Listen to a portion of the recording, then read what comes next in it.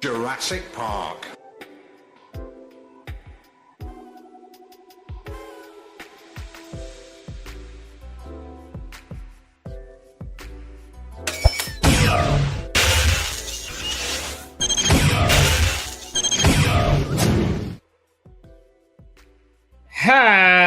Howdy, and welcome back to SciTrek, your sci-fi TV and movie channel. Hello. Welcome back to Sci-Fi Sundays. We've got a great topic that Sarah got for us this morning, and Hopefully, if you weren't familiar with the thumbnails from yesterday, we got to reutilize them for today in a fun way and kind of recontextualize what we're thinking about. We are going to talk about if Independence and or Disclosure Day, both fresh on the brain, y'all know, if either were to happen, which one would be, I guess, a little bit more realistic from I don't know which one would be more realistic actually, you know? So we might just take it from both angles and say, would the Earth, us humans, truly unite, if, you know, aliens were to come down here and either attack us or disclose that they are completely, truly existent in our lives on a daily basis to us, you know? So thank you for that topic. no problem. First and foremost, though, you know I have to ask you, what'd you watch this week? Oh God. Well, but before that, how are you? How is 4th of July? I guess there's a lot going on right now. Yeah. No, I'm doing good. Had rather uneventful 4th of July. Maybe next year will be more exciting, but this year was just kind of, chill. What have I been watching? I've been trying to catch up on House of the Dragon. So I've gotten through a rewatch of season 1, and I've never seen season 2. So rewatch of season 1. I wanted to get it done by today, but maybe next week I should have it done. I'm going to get caught up this week on House of the Dragon. What else? I watched a little bit of soccer, a few minutes here and there, but not really into it. I mean, I'm following Team USA. They play tomorrow, so I'll watch that for sure. What else have I saw on Disclosure Day last week, but you know that already. You led to a great Sci-Fi Sundays last week. Yeah. And just doing a lot of live streaming. We've been doing a lot of live streaming this week, which has been a lot of fun. Oh, Silo, too. I've been watching that, yeah. Silo. My brain is buried inside the algorithm of the Silo at the moment, I'm pretty sure. Yeah. Icarus asks, how's the Doctor as a Targaryen so far? I like Rewatching season 1. Pretty good. Yeah. He's the most fun part of House of the Dragon to follow. The rest might be more intellectually curious. Yeah. But Damon's just a shithead, and he's fun to follow along. You're like, this dude's going to make 3 bad decisions and 1 really, really good decision. But those 3 bad decisions are going to lead to a lot first. Like, you're going to see the results of the bad decisions before he can ever make the good decision, wherever it may be. And that's how you write a damn good character, honestly. But thank you, George, for originally writing him. And Ryan Condal, please stick closer to the books and don't just make it all a Targaryen thing. Like, the people matter. The people matter. But season 3 is still really good so far. Yeah, I'm eager to get caught up. I forgot who. I think it might have been David that was talking about it. It might have been, maybe it was Monk. Said this is the best season so far, and there's only 2 episodes in, and I don't disagree, because like this is obviously in season 1. There's so many time jumps. There's so much going on that you just it's really, really good, but this is a lot of information. Okay, that was really good, but now I'm 15 years in the future, and it's or 6 years in the future, or 3 years in the future, wherever we're at, and it's a lot more information, and it just kind of keeps doing that. Times. Yep. Season 2 is like hit or miss in a lot of ways. The highs were really high, and the lows were really, Season 3 has been the most consistent, I'd say. So, which is 2 episodes in, but yes, okay. That's right. It was a little bit of both of y'all. It was the Thing brothers going at it, you know. The brother things. Yep. How are y'all? Which one's better? Icarus asks. Which one's better? There's just different kinds of shows. It's kind of sort of hard to compare them. They're both good in their own right. You're not gonna get dragons like that. Yeah, Seven Kingdoms, it's more of like a shorter format, more comedic. It's more intimate in like scale. It's not as large. You're only in one. You're like watching one tournament for the first 5 episodes, or the episodes 2 through 5 are essentially you being at a tournament, getting into the tournament. 1 is getting to said tournament. 6 is the repercussions of the first 5 episodes. Yeah. So, I mean, I guess you'd have to go with House of the Dragon because it's just a bigger, grander story, but Seven Kingdoms is really good in its own right. I'm going Night of the Seven Kingdoms 10 times out of 10. I love House of the Dragon. And Patty Considine forever didn't even get nominated for the first season as in an Emmy for the role of Viserys. He should have won that outright. I know there was a lot of great competition. I know Succession was going on during the time. Whatever BS. I love Brian Cox. Screw off and give it to Patty Considine. Like it. Oh my God. I don't think Brian Cox even won. I shouldn't be picking on him, but he's fun to pick on since he picks on so many other actors and stuff. It's always just fun. But House of the Dragon's amazing. Night of the Seven Kingdoms just cherry on top of that. It's a fun ride. I gotta watch it again, but I'm really itching to watch Alien Earth again for some reason. I've been feeling that because so good. Yeah. So we get season 227, I believe, right? Yeah, I think it's in production right now, I believe. Expected to premiere in 2027. Production's currently underway in London at Pinewood Studios. Cool. Okay. Yeah, I just got, speaking of Aliens, I just got my 40th anniversary special Blu-ray DVD, so I got to watch that now too. It has interviews, all this like kind of documentary and interviews with all the cast, including Bill Paxton, of course, who's no longer with us, but they have older, obviously interviews from when he was still alive. So I got to dig in and watch all that. Bill Paxton was just the best. I thought Bill Pullman had died too, and someone said Bill Paxton instead of Bill Pullman yesterday while watching Independence Day. I was like, my brain just kind of had a little rewire. Yeah, those are like two actors that I'd always get like mixed. They just seem very similar. Like you always want to mix the two of them up, but Bill P. Like you can't even you have to say Paxton or Pullman because that doesn't help ultimately all that much either for a lot of folks. It just depends too on the moment. Alien Expanded also ordered that. Ooh. Yeah. Ooh. Alien or Aliens? Mine was Aliens. But... Interesting. I forgot to turn on my ring light in front of me over here. I don't think it really changed too much. But not really. was that all you watched this past week or so? Yeah, I mean just, busy doing this mostly. Honestly, it has been a busy wasteland. Are things related to this, No. Which does that mean a little space above and beyond, maybe? Getting there. I'm gonna try to work on some editing again tomorrow. It's in the works. I know. I'm letting like I have a big following anyway, but it's not helping that it's been a while. So I need to get more consistent with that. People find you at your own pace and their own pace. It's never it's never a bad thing, never a good thing, just is, as they say. Yeah. Stanley's howdy. If I had to think about what I watched this week real quick,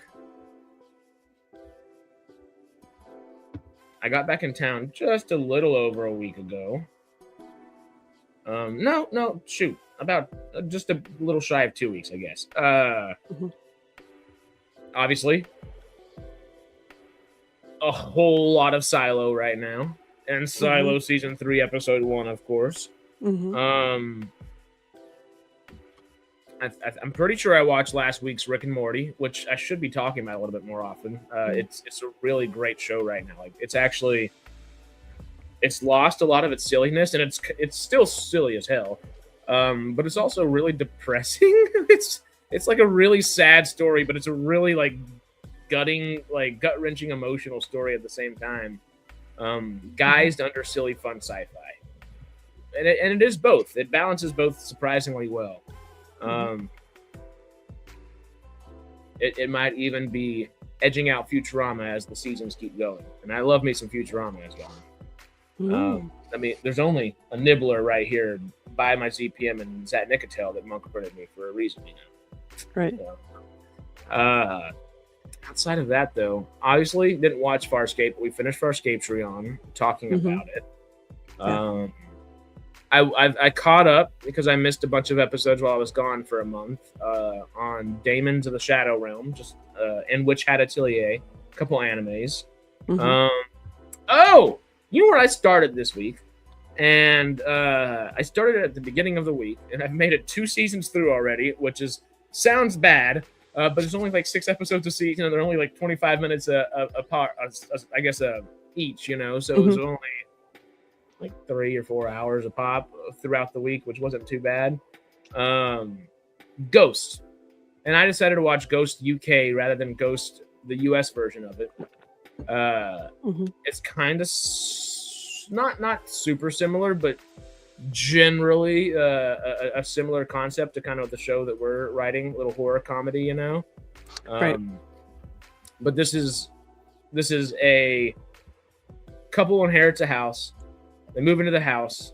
The house ends up being haunted, not by a bunch of ghosts that are trying to haunt or anything, but realistically, they're just stuck to this piece of property.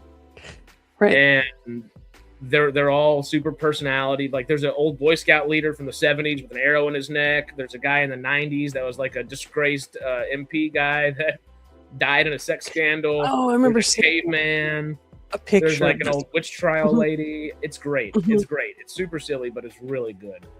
And I'm having a really good time with that. Outside of that, I don't think I went to the movie theater this week. It's just like sacrilegious for me. But hey. Right. They're making an Australian version? Okay. I'm probably gonna watch US after UK. Is it?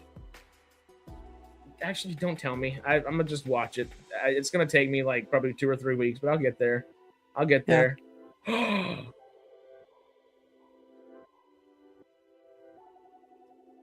It's so good. It's so much fun. Like, that actually just makes me just happy.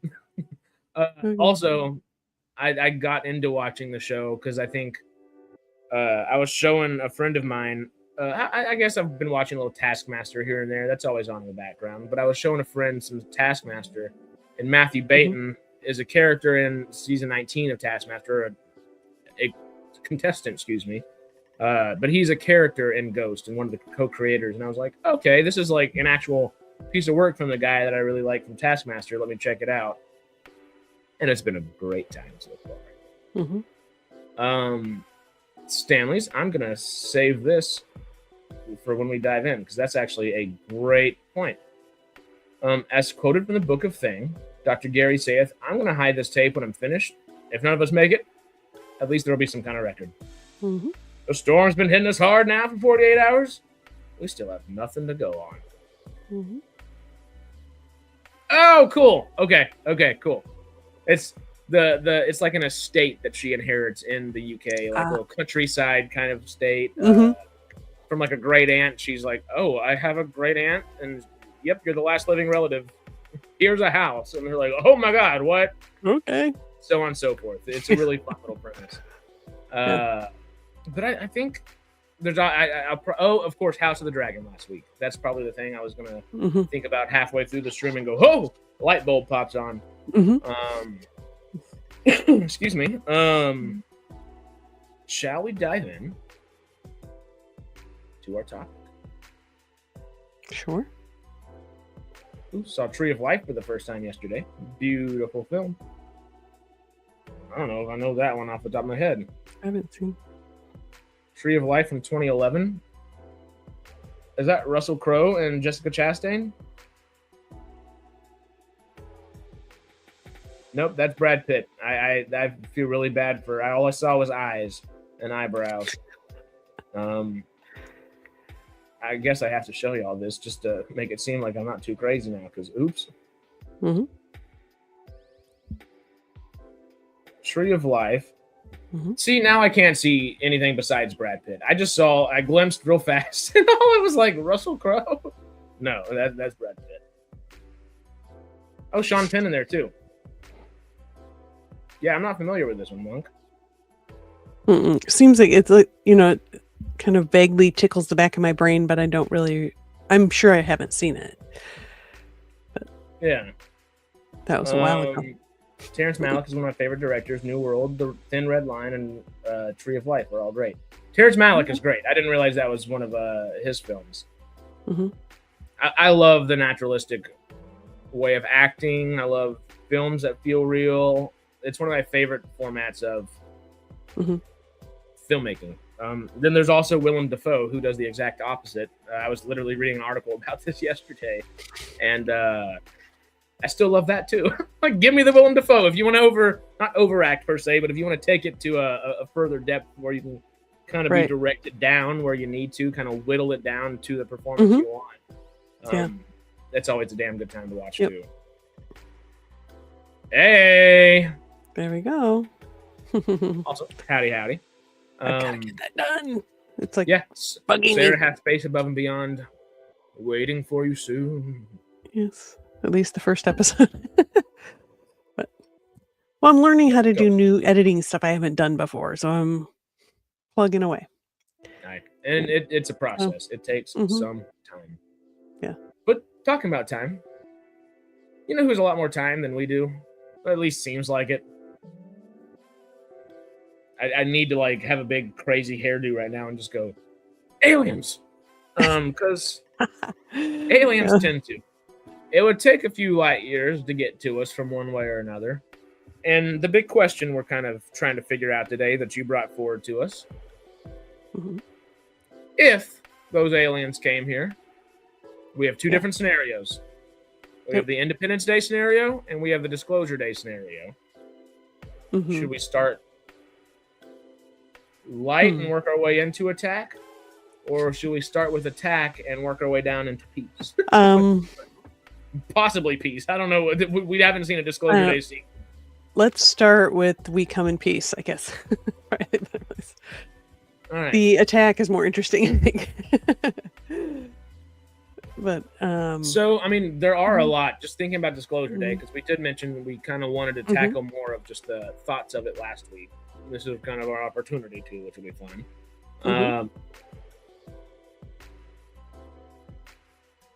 Aliens are here. Have been here, or maybe just getting here. Either way, we now know that they are inexplicably 100% here as a species. What the hell do we do if this is dropped on us all at once? Disclosure Day offers a few things. Obviously, they're saying the world is on the verge of World War III, and these troops are happening over here, and this is happening over here, and all things come to a halt. Religions won't be able to handle this. What's going to work? And the first thing the religions are is finding a way to make it work within their own religion. It's like, I think that's most likely. Yeah, they're going to think it's, I don't know, the second coming or something. The religious and the military kind of components are the part that Disclosure Day doesn't really dive too far into. Should we start there, or no? It just ends with the listen, and I think right there, how many people are going to truly listen? Probably not a lot. Peter might approve that one really quickly. There it is, Giorgio Tsoukalos. I don't remember how to say his name. Aliens. That's the name of that guy in that meme. Okay. I never remember his last name, but I remember Giorgio. Interesting. It's the perfect name for someone screaming aliens on the History Channel. Yeah. Let's dive into, let's say Disclosure Day happens. Mhm. Maybe not in a similar way to the movie. Maybe in a similar way to the movie. Mhm. Aliens find a way to globally get into our satellite system and all at once tell us, hey. They just say, hey, we're here. Because that's all we Yeah. get in Disclosure Day. We don't get a Right. why you're here, what's going Right. on. Are you doing Yeah. experiments on us, or are you trying to take over our planet? Are you kind of Mhm. deeming us out for a Right. hospitable place? Are you an alien pioneer? Like, what is going on? Right. Are they like, "Oh, we come in peace to enslave you," or something, like that kind of thing. Um, Because uh, Disclosure Day immediately says we're gonna drop everything and just be intrigued. mhm. Right. And are people even gonna believe it? There's gonna be well, it depends on how the aliens present themselves. I guess if they're, there's actual like ships and different places around the world. I don't know if the way it's presented on in Disclosure Day would work. People are gonna be like, "Oh, that's just fake. That's AI. That's, the government doing something, Yeah. to manipulate us, or the powers that really run the world manipulating us or something." I think there's a lot of religions that are going to try to fit that in and say like aliens are, I don't know, angels or the precursors to the second coming of Jesus or something, or some messianic, sent from God something to bring peace and harmony to planet Earth.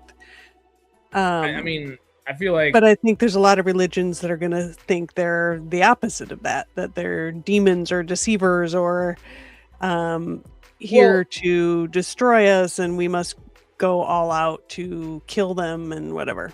I almost feel like But every religion would find a way to fit it in. mhm, Nonetheless, you'll end up with certain denominations within each religion mhm, that would be, oh, no, that's a demon, or no, that's yeah, whatever it may be. Like, this is not mhm, something that's written within our text, and we shouldn't accept it as such, or whatever it may be.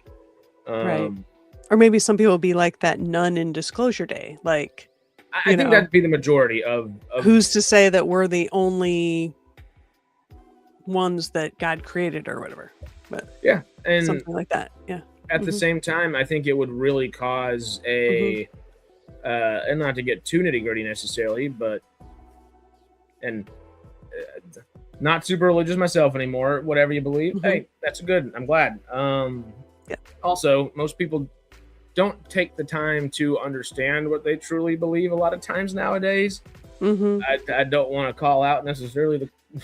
Christianity in that sense a lot, but Right. Well, I think most that's people, true in every religion. There's people that just grow up in it and don't really think about it. It's just what their life is because it's what their family does, and they just don't really think that deeply about it. It's just part of their life, their culture that they grew up with.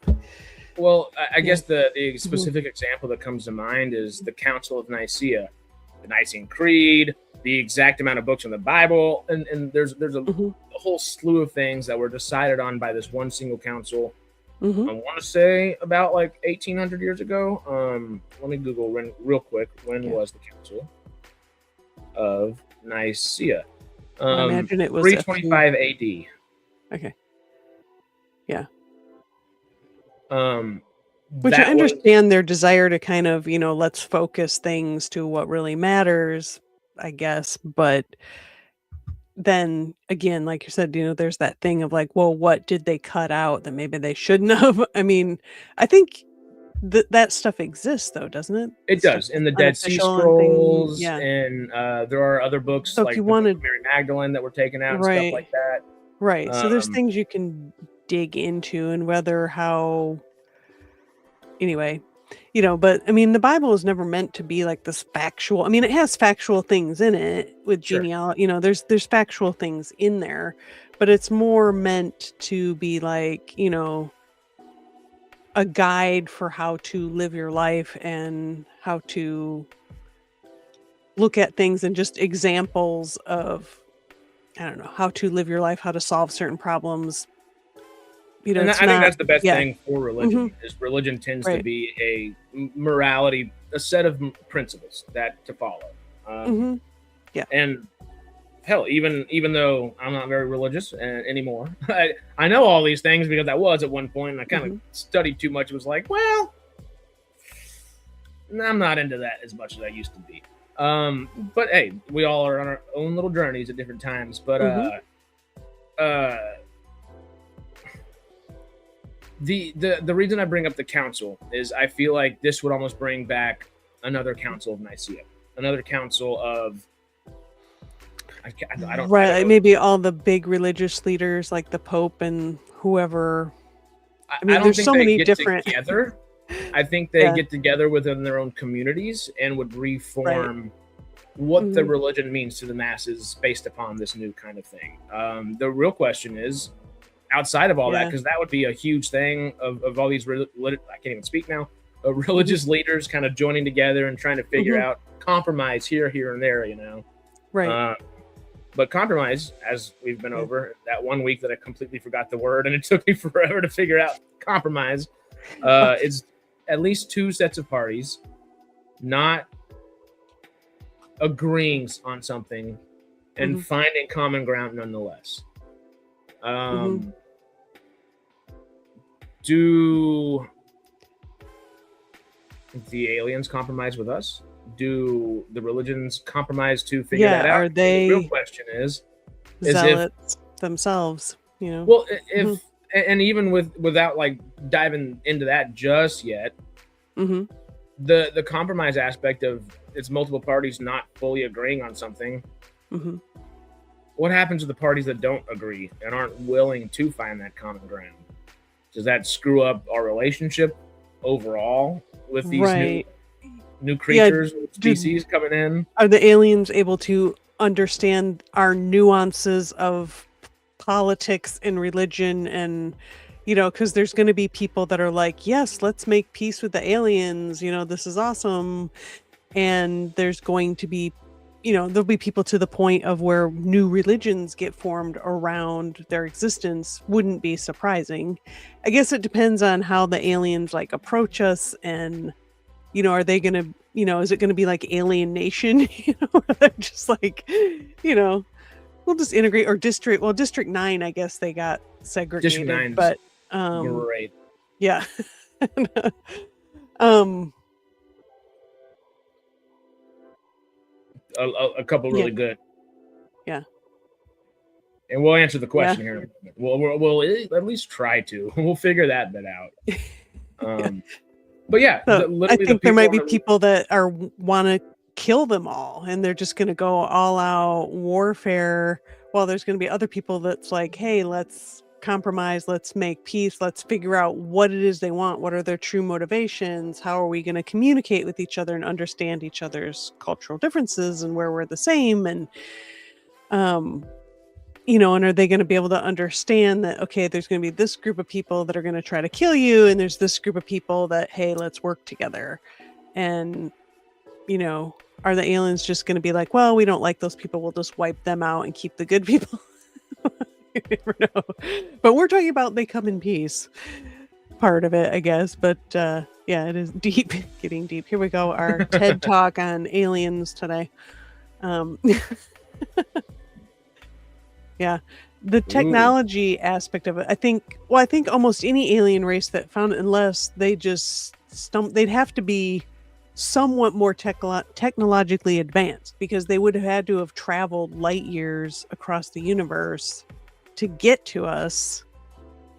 And it seems like they would have to have more advanced technology to be able to do that, unless, it's some like generational ship thing that's been set out into the universe, you know. like the Challenger kind of Um, comes to mind, you know? Like, yeah.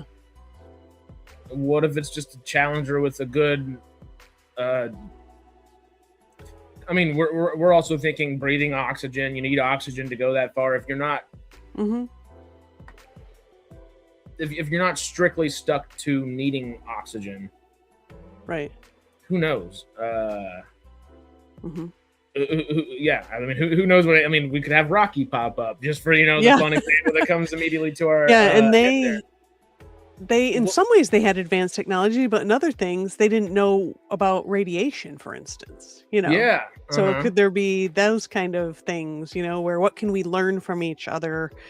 We may have technologies that they don't have, but then of course we've developed a lot of technologies for human physiology or whatever, so they wouldn't have purpose for certain things that we have, technologically developed. But Yeah.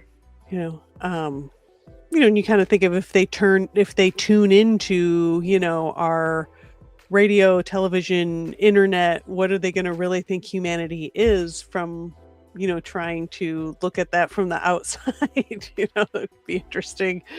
Are they just going to be like, nah, let's just keep going? There is aliens, they just don't want to stop here. They're like, we'll take a couple resources, do a little like a test or 3, and then get on to the next one.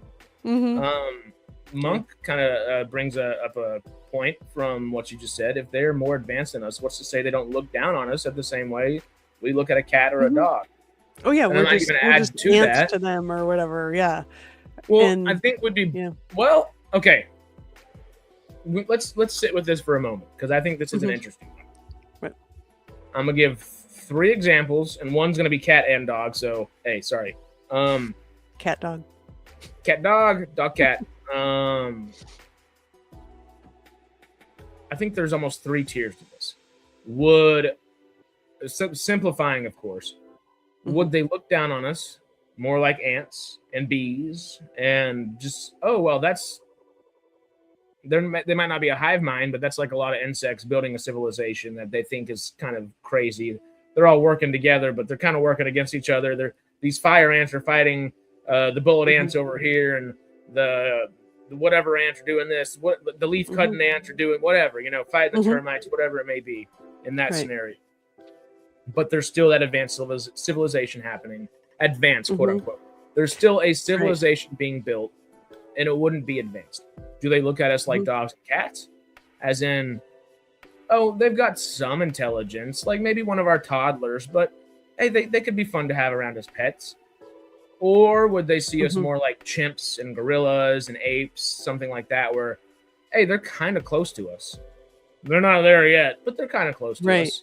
Maybe, would they want to help? Do they have a prime directive? and does that prime directive mean a nice prime, or is it much scarier? Yeah, are they? Yeah, I don't know. I mean, it depends on the circumstance. Are they just explorers, or is it their home planet is dead and they're looking for a new place to live? Or there's so many different scenarios you could think of as to what's going on. Would they want to be like, oh, hey, let's help these people develop past sickness and hunger and warfare, and can we give them technology that takes away all of that and makes them a better species overall or something? Okay, so I like that thought process. What if we were to apply it to the same kind of thing here? How would we, as the human species, handle seemingly peaceful, we'll call Disclosure Day aliens seemingly peaceful rather than Independence Day aliens, boom boom pow, shoot us up, Locust. The locust.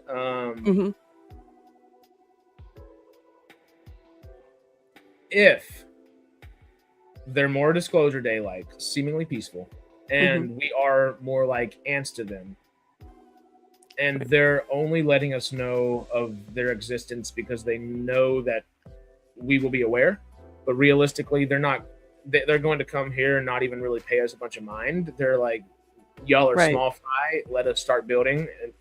And they just don't really care. But in that sense, it would, if they think of us like that, and they would be wanting to come build on Earth or utilize the Earth, and they thought of us as ants, and they were benevolent, would we invite that? Would we say, hey, if you want to advance our planet and advance our species alongside you. Like we might be ants to you now, but we'll Mhm. be dogs and cats to you in 100 years if you really help us out. Right. Yeah, maybe they don't do an info dump. They just give us piecemeal to help And they us come here like and do it develop themselves. maybe faster than we would normally, but they're not going to just overwhelm us by dumping all this stuff on us all at once. Maybe Yeah. they just come to help build us become more, I don't know if I want to say like them, but more just a better beings, I guess. Well, I mean, the one thing, Oh. there's a lot of things humanity has going for it. One of Mhm. my favorite ways to describe our species is we're literally just adaptable bags of water and flesh. Like we're Mhm. 70% water, and the rest of us is just adaptable mush, essentially. Right, yeah. Which, in the sense of in some alien species or whatever, like that would be a thing of, hey, if we are a benevolent species, we could mold humanity into something, and Mhm. that would be interesting, Yeah, especially right. if that's the case. Does religion still like the aliens, or does that change the religious aspect to, oh, these demons are taking over our realm or something, rather than, oh, Yeah. they're here to help and be friendly, all under like, Right, yeah. Well, we know there are certain religions that are like, you know, ours is the right thing or we'll kill you kind of thing, so I it's gonna be hard. I don't know, but maybe the aliens have enough advanced technology that they can like, I don't know, sequester those groups of people or something. If they're more advanced, then they're not gonna be much of a threat, most likely. They'll just be like, okay, those people are just, but again, will they understand how we think and why that is and all of those kind of things? Um, yeah. I mean, or another thought that crossed my mind is, there are people that believe that aliens seeded the universe. I mean, actually the Alien franchise suggests that, right? With the engineers or whatever supposedly seeded the universe with life or whatever by They did. sacrificing themselves. So, Well, they didn't mean to yeah. sacrifice themselves, but Yeah. Prometheus, Yeah. or I guess And they took Covenant that showed us. obviously a step too far and wiped themselves out. Or I should say David wipes them out. Anyway, spoiler alert. Um, David, what did you do? yeah. What did you do, David?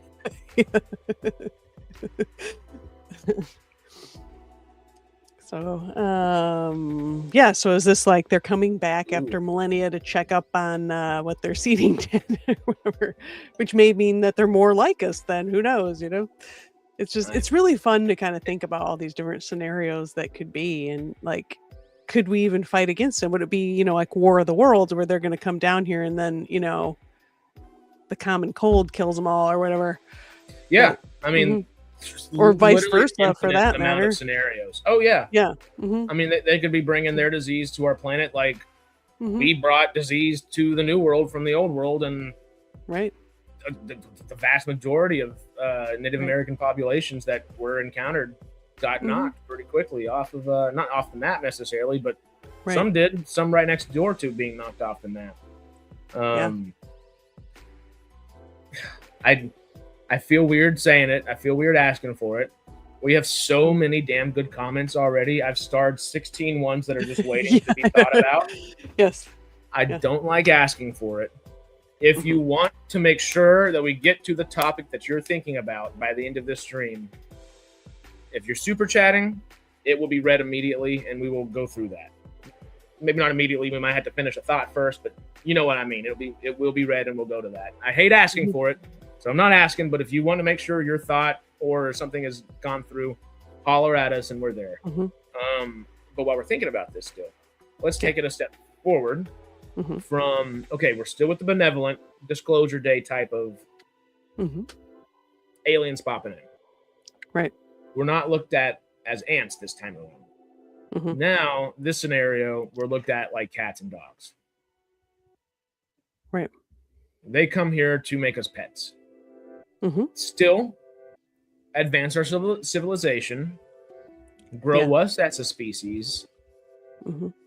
But if we're pets, and they truly. But what is benevolence at the same time? I know one of the things that Monk mentioned was, or I think Quest was actually saying it, was what are alien morals? What is a moral to whatever comes here at the same time? So benevolence can mean a lot of different things, I guess, in this scenario. I mean, would it be good for humanity? You know, because we are kind of have evolved, our brains have developed to, you know, to work, to be challenged, to strive. And if the aliens come in and just take all that away, and we just, you know, can just become like in oh my gosh, what's like Wall-E style, you know, we're just like flying around in these chairs, you know, where everything is taken care of for us and there's nothing to strive for or to grow to be, because we're just all fat and happy. Well, that wouldn't be great for humanity either. But definitely agreed in that spot. I was wondering maybe if we're thinking cat and dog, would we be more like a cat in this situation or scenario, or would we be more like a dog? Are we going to say, okay, I guess you do feed us. You kind of scratch our back and behind our ear sometimes. Oh, yeah. Obviously, we don't have to have anybody pick up our litter boxes for us, thankfully. But, you know, whatever that equivalent would be for humanity, we all become skitters. Falling Skies! I still want to watch that show again. I've only seen it once all the way through. Yeah, I think I watched it like when it aired. And like, I probably quit once I heard it was canceled, I think. I don't know if I watched it all the way through. I don't remember. But it's got our friend Colin, what's his name? Colin Cunningham, the man, the myth, the legend. Go watch that interview if y'all have not. I got a nice hour and a half interview with him at a certain point. Yeah. I think it's an hour and a half. I think it's hour like 40 or 50. It's a long one. I don't remember. I remember I recorded a question, which I think he thought it was a dumb question, but whatever. That was when I was like first doing this, so I don't know. Even now, I don't know if I know how to interview somebody. I've done it a couple times, and I don't know if I still do either. Yeah. You know? It's still fun though. But Monk brings up a good point. I think it would depend on the human being. Yes, but we all have proven. I guess not all of us have proven, but you know, our species tends to continuously prove that we're, while not hive-minded, we do lean towards groupthink pretty quickly. So I feel like if there are examples for people to follow, it will be easier for that to follow. So would we be, if we're in this cat and dog pet-like situation, would we be more, I guess, a cat like, I might not love it, but I'll be your pet. I'll hang out. You feed me, you hang out. And, you know, some cats learn to love their people. I got 2 very loving cats, which is fun, but I've had some very not loving cats in the past as well. Yeah. Dog-wise, I don't think I've ever not had a loving dog. If you treat a dog well, the dog's going to like you back. Well, dogs are bred more to be companions and things, and cats just, you know. In fact, I was watching a video about cats, you know, how cats became domesticated, and they were like, you know, dogs were kind of bred to be companions to humans and work for humans. You know, we breed them for all these different things like hunting and, you know, rodents or, you know, whatever. And cats chose humans. Cats chose to be domesticated by humans, where dogs, we bred that into. Yes, you know, cats are just, they have their own mind about things, you know. Talking about breeding things into a species and stuff would instead of that kind of nonchalant, like, okay, we're here, tell us what we can do to help, and okay, y'all, as long as you feed us well, we're happy, you know, kind of deal. Or would it be more like a dog, where we're kind of the golden retriever, kind of, hey, what can we do to help? What do you need from us? What's going on? You know, and we're more gung ho about it. Like, do we see it as a good thing? Quest just said we strive for the survival of the tribe. We are a tribal species. That we are. So would we do for survival a golden retriever, whether it's kind of more of a societal act, or will we just kind of naturally end up becoming? I think it'll be kind of a mix. I think there's definitely going to be the golden retriever crowd for sure. Yeah. The people standing on the top of that hotel on Independence Day that I think Monk mentioned, or I think it was Stanley's mentioned it. Yeah. Where they're like, "We welcome you, our overlords." No. Gets shot down about 20 seconds later. Yeah. I brought my childhood dog from Puerto Rico. She didn't see me for 3 years. When she saw me, she was so happy in Zoomies. I love that. Dogs don't forget, which is great. That is, I do love that episode. Him and his wife are great. Hey, what's wrong with the beagle? I know that reference. That's about one of the few Star Trek references I can get. But yeah, I feel like it'd be interesting to see, because there's definitely going to be a disparate reaction from us. Some would be more nonchalant. All right, well, I guess we'll wait and see kind of thing. Like, are they really friendly, or is this, so there's going to be those people that are very suspicious and really thinking about why are they doing what they're doing, and do we trust what they're telling us, Now, for the third, Cosmo. For the third scenario here, on the benevolent side of things, if aliens were to come down to planet Earth, disclose themselves all at once, and say, hey, the way y'all look at chimpanzees and apes and gorillas and lemurs even, that's kind of how we see y'all. We want to help you advance. We're going to study you. We're going to let you know what's happening. We're going to put some of you in zoos and bring you out of here. But we're letting you know what's happening. Yeah. We obviously are able to communicate a little bit better than simply sign language. But who's to say aliens don't come down and speak sign language to us? Whatever. Like, yeah, they only speak telepathically or whatever. And how do we... Independence Day. Yeah. Yeah, how do we... I mean, that would be like the obviously the first hurdle would be to be able to clearly communicate, and not just words, but intentions and culture and those kind of things. Like,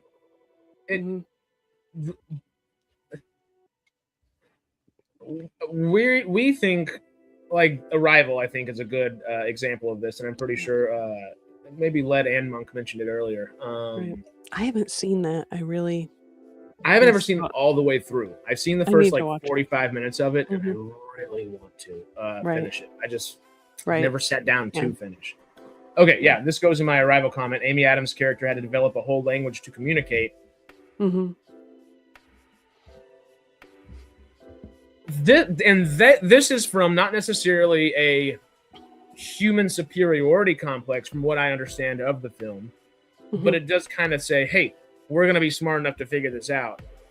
Right. I mean, what if they literally teach us their version of sign language? It's not what if we? It's not us figuring it out. Them figuring it out for us and leading us into that information, like we would a chimpanzee or an ape to sign language or something like that. Right. Or we have to use like pictures, to. Project Hail Mary, he had to figure out, like, word by word, oh, that sound means this word, and create a program. We'd have to do something similar, like what he did. Yeah. To make it work. And then this is a good example too, but yeah, we would have to, I guess in this situation, we would be in Project Hail Mary is on Amazon Prime as of 2 days ago. So enjoy, everybody, because it's going to be great. We actually bought it. I should watch it. It's such a good film. But yeah, I guess if you're saying Arrival, they don't change their language to ours. We had to figure it out. It's not this. That's kind of similar to the way I guess we treat chimps with sign language, but we are actively trying to teach rather than us actively being smart enough to figure it out. We don't rely on chimpanzees and apes to be smart enough to figure it out. We're like, all right, we're going to get 10 of you and figure out which one of you can do it, and then kind of just keep going through the process. And that's something that we'd have to consider as well. They still, The dog and cat situation might be a better situation than them coming down and believing us similar to the way we treat apes and chimpanzees and gorillas. Now, for the sake of turning that tail on its head, the aliens are now malevolent. They don't care about us. They're going to come here and take us over. Yeah, we're just a pool of resources that they mean to take. Anyway. Situation 1. They see us as ants. Yeah. Depends on the level of technology, but they come here, of course, and essentially just squash us. They get a big old can of Raid and toss it in, toss it on the planet. Yeah, they just don't care if we live or die, or and then we always hope, like the movies show, that we we're scrappy beings that figure out a way to defeat them, but like War of the Worlds, it was just happenstance. They had no immune systems or whatever. Maybe something like that happens, but break that suit real quick and bye. If they're more advanced, we are in trouble. Humankind can't live together without fighting. If they come in and see us as ants, we're squashed. We're squashed. I mean, I know it happened 1,000 times yesterday, but it's going to be the same equivalent of a bunch of people on 4th of July putting firecrackers in anthills. Just pop, pop, pop, pop, pop, pop, and that's about all she wrote take for what they us want and leave. It's ultimately, I feel like humanity, if that were the case, would end up closer to like Planet of the Apes humanity, where we're just kind of scattered and trying to find little semblances of civilization or whatever we could. Yeah, if any humanity could survive at all. I mean, if they keep our environment intact, I mean, we could just end up being a rock in space with no atmosphere or anything like that. But you would think that they might be, but that would be kind of stupid because, I mean, to just strip planets and move on, it seems like you would want to use it as a continual source of resources. But then that would be kind of enslaving humanity to their own ends, I suppose. Which does kind of bring us to malevolent aliens that come down here in scenario 2 on the malevolent side. And this might get a little Fallen Skies like. Maybe actually I think the next one would be Fallen Skies like more so. They come down. They don't like people. They start shooting us. They start laser beaming us, whatever. Yeah. But they see us more as dogs and cats. They see us as pets. And something useful to their gain. Yeah. Yeah. I mean, right, wrong, or indifferent. We've hunted down what have become our pets over millennia to now they are our pets versus what they were. And, there's still wolves. There's still big cats in the world and such. If they're actively hunting us down and taking us in as animals to breed over time to be more complacent, slavery is what that is. Do we as a species? Yeah, they let us live, but they breed us for certain traits. Yeah. Pluribus. There could be that kind of thing too. The pluribus thing. Yeah, I didn't even think about that. Great example. Yeah. Or do they come us and be like, okay, let's put humanity on trial, sort of. You wouldn't know this, but Q does this in like the first episode of Next Generation, where they put humanity, the Q continuum puts humanity on trial of whether or not they should exist. Because they're so horrible to each other and have done all these horrible things to each other. Are they going to look at of Next Generation? Yeah. Q's in that from episode 1? Yeah, he's in episode 1. Yep. Sheesh. I had no idea. Well, it's the Q continuum, but mainly he's the judge or whatever in the episode. Yeah. I would have expected him to pop in season 2 or something. Like, sheesh. Well, he does. He kind of pops in throughout. But yeah. would they just look at, like I said, watch our TikTok videos and be like, nope, nuke it. I don't know. Yeah, or these guys are so would dumb, we might as have well to make them pets. somehow prove our worth to them? Would they study us for a while? And who knows? But Well, yeah, and that's Yeah. the thing. Over Mhm. time, if we were to be thought of and treated as pets, would we eventually forget, as we see in Silo? It only takes a generation or two, or would we Right. remain and retain Yeah. information and pocket kind Yeah. of things like Planet of the Apes? Right.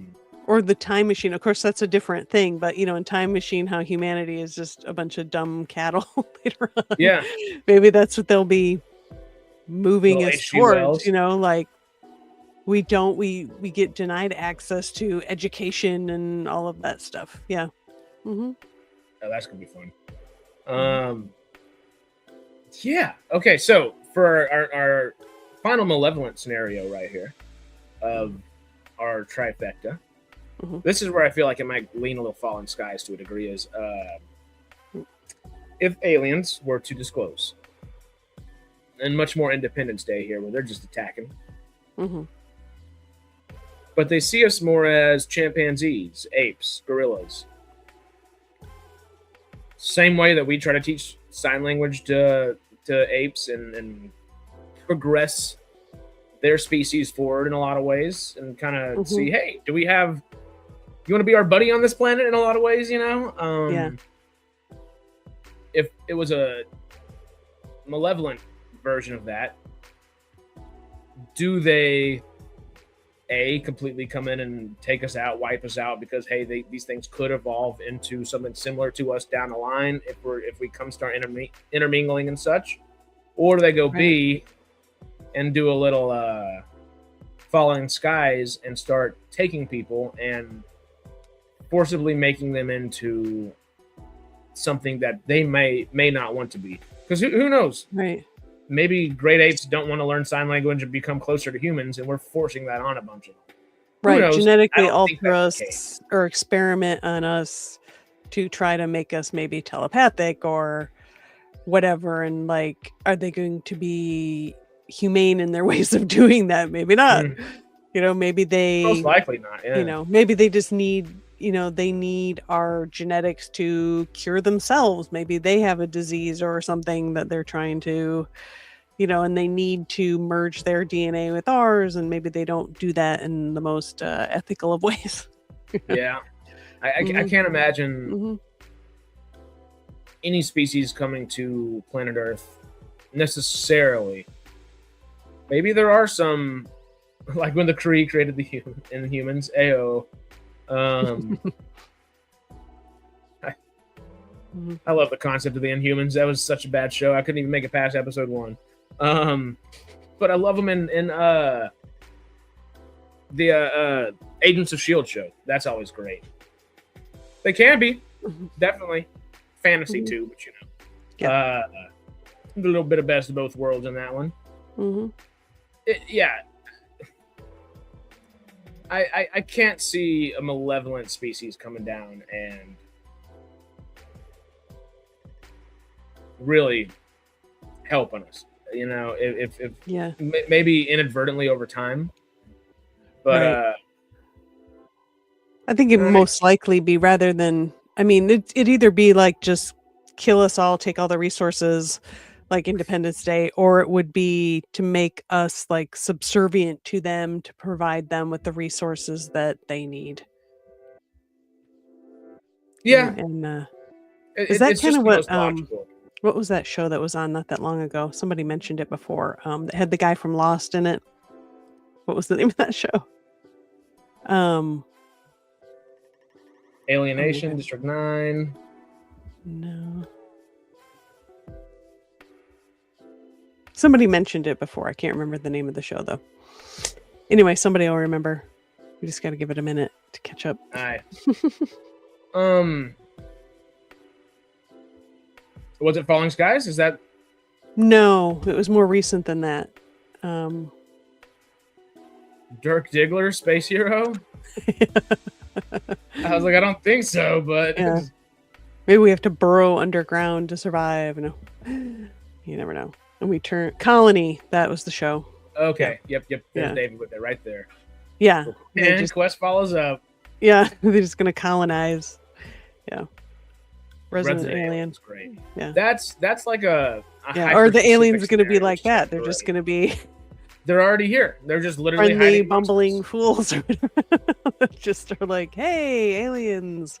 Well, okay, Aliens for the meeting sake aliens. of thinking about that, let's say there are, for the sake of the term, a slew of resident aliens across the globe.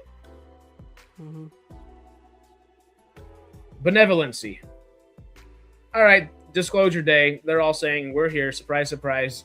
3 doors down, your neighbor was actually an alien the entire time. 2 blocks away, your cousin's neighbor was actually an alien the entire time. Whatever it might have. Yeah, they're little tiny aliens in these robot suits that look human. Or just able to disguise themselves like Alan Tudyk does in Resident Alien or something. Whether it's technology or like a psychic connection to a degree, whatever it might be. How do we react if we figure out, oh, we've already been taken over, but it seems like we're not taken over because they don't want to take over. They're just here. What would happen if Disclosure Day was us figuring out we are just part of a bigger world, a bigger galaxy that we expected, and hey, it's just time to say hello.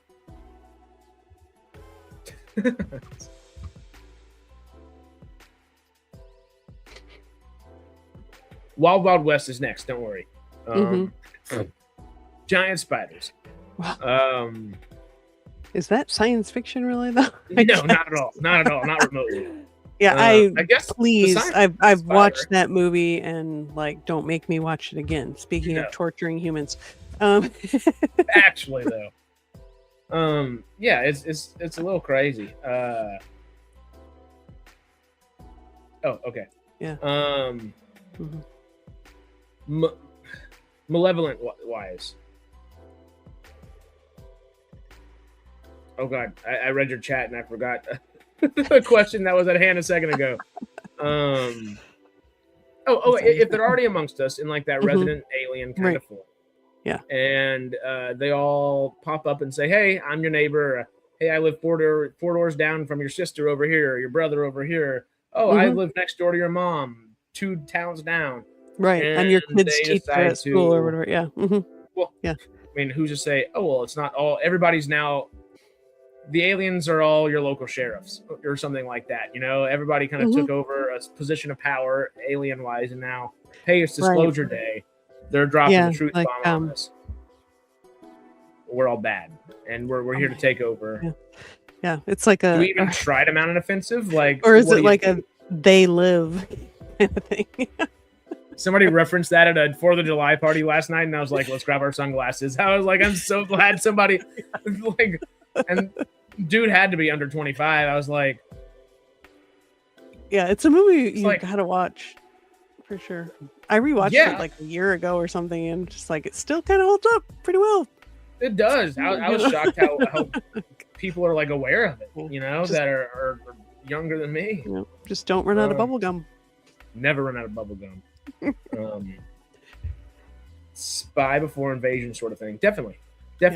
Actually, that might be a better thing where they live among us and kind of get to really understand our culture and how there's good and bad, and rather than just a snap judgment, they fly in and just in a minute decide we're good or bad or whatever. I feel like a judgment is made before any species would send representatives down here. A judgment probably would have been made, and the goal would either be malevolence or benevolence by the end of, all right, whenever we're disclosing, we're here to make people think that we're going to be good, or well, now it's go time, and we're going to take over positions of power here and here. There's a lot of it would be like an alien nation scenario. I think that would be interesting, where they are the slaves and we're freeing them to live among us. Which I don't know why that show should be remade. I know a lot of people would scream that it's all the W word, But I think it would be very fitting. Ooh, that's a Mhm. fun one. Okay, I know you are limited on time. I'll probably Yes. stay for a few more minutes and just go through some of the Mhm. chats that we've gotten. Right. Before though, Mhm. here's your soapbox. Would the world truly unite if aliens attacked or were disclosed? We've gone through a lot of different scenarios on how we would kind of Mhm. be approached. Mhm. Whatever the approach would be, let's just say generally benevolent and generally malevolent, Right. and go with those. Do you Mhm. think this unites humanity? Maybe for a moment when it's like, oh wow, we're all at the same time, our brains are exploding that aliens are actually real. But I think once we kind of settled into that reality, I think it would go back, humanity would be humanity and break into their different groups of whether they're good or bad, or um from God or from the devil, or just purely scientific, like, hey, just what we thought aliens existed, this just proves that it's really true, the universe is so big, we can't be the only life out there. So yeah, I would hope that we would unite, but I don't think, I mean, maybe if they're really, like Independence Day shows, the world uniting to take down these aliens. Um, I think that could happen, if it's just about humanity surviving.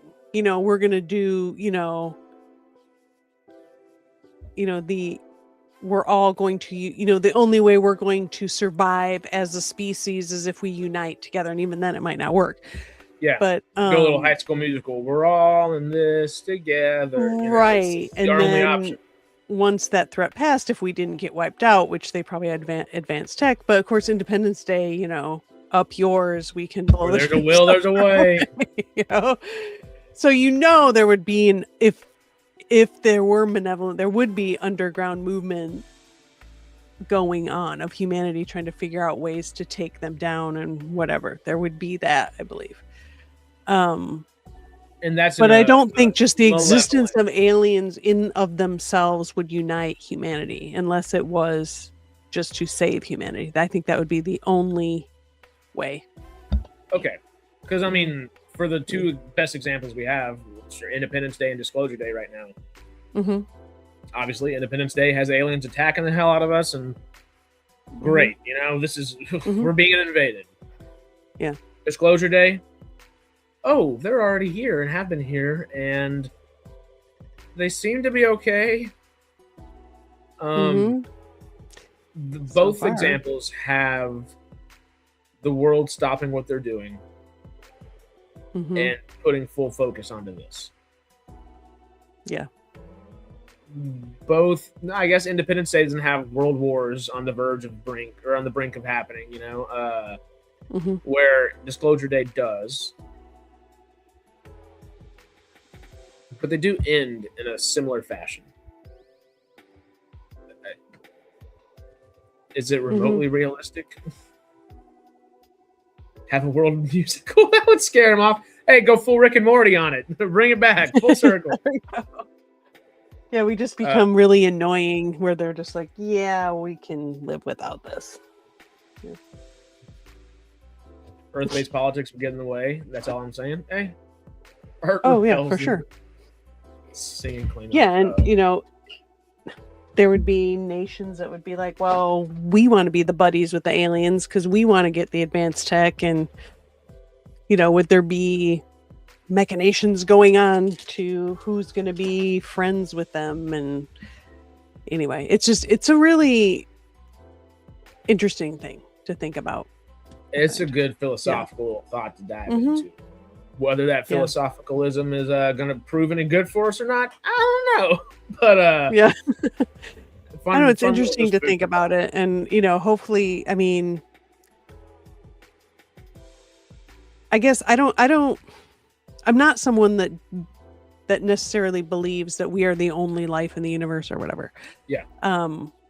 There hasn't been really solid evidence that we're not, but I'm just like open-minded. I'm not saying for sure aliens exist, but I'm not saying I'd be shocked if it turned out there were aliens. It makes I'm way just more sense open-minded that. about it, and like what happens, Mhm. and we'll see. I don't know if I'll be alive by the time, we actually able to reach that far out in space to maybe encounter people or vice versa, but yeah.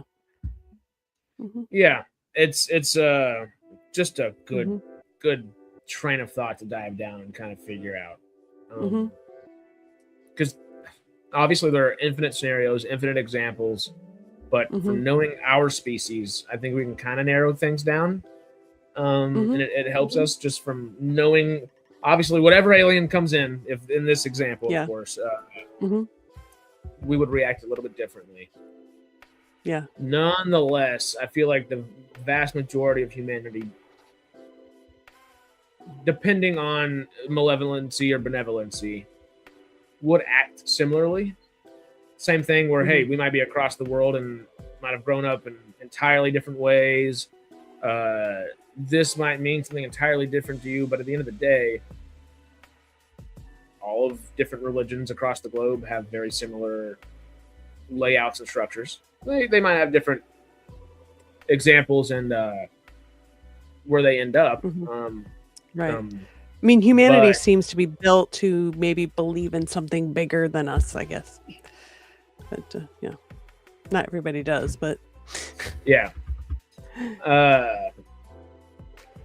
which does honestly, it, just from like the religious perspective for a second, agnostics would be the ones that would be the people that are Mhm. like, I'm kind of agnostic too, so I'd be kind of like, Mhm. oh, I feel verified. Like I knew there was something, Yeah. but hell, I didn't realize it was gonna be that. Mhm.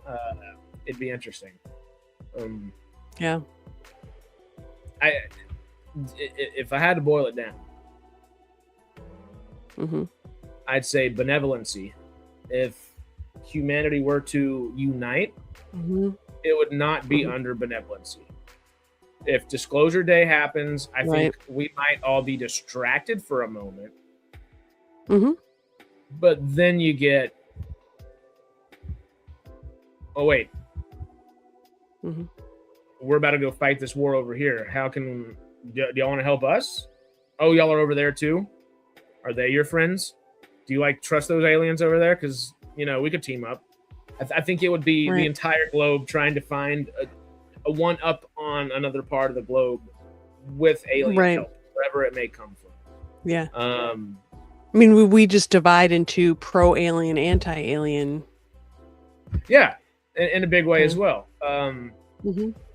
And does that start its own world war again right after? Does like I almost feel like that benevolency would Mhm. end up pushing us to fight more down the road. It would Right. immediately be nice, Yeah. but long term maybe not so much.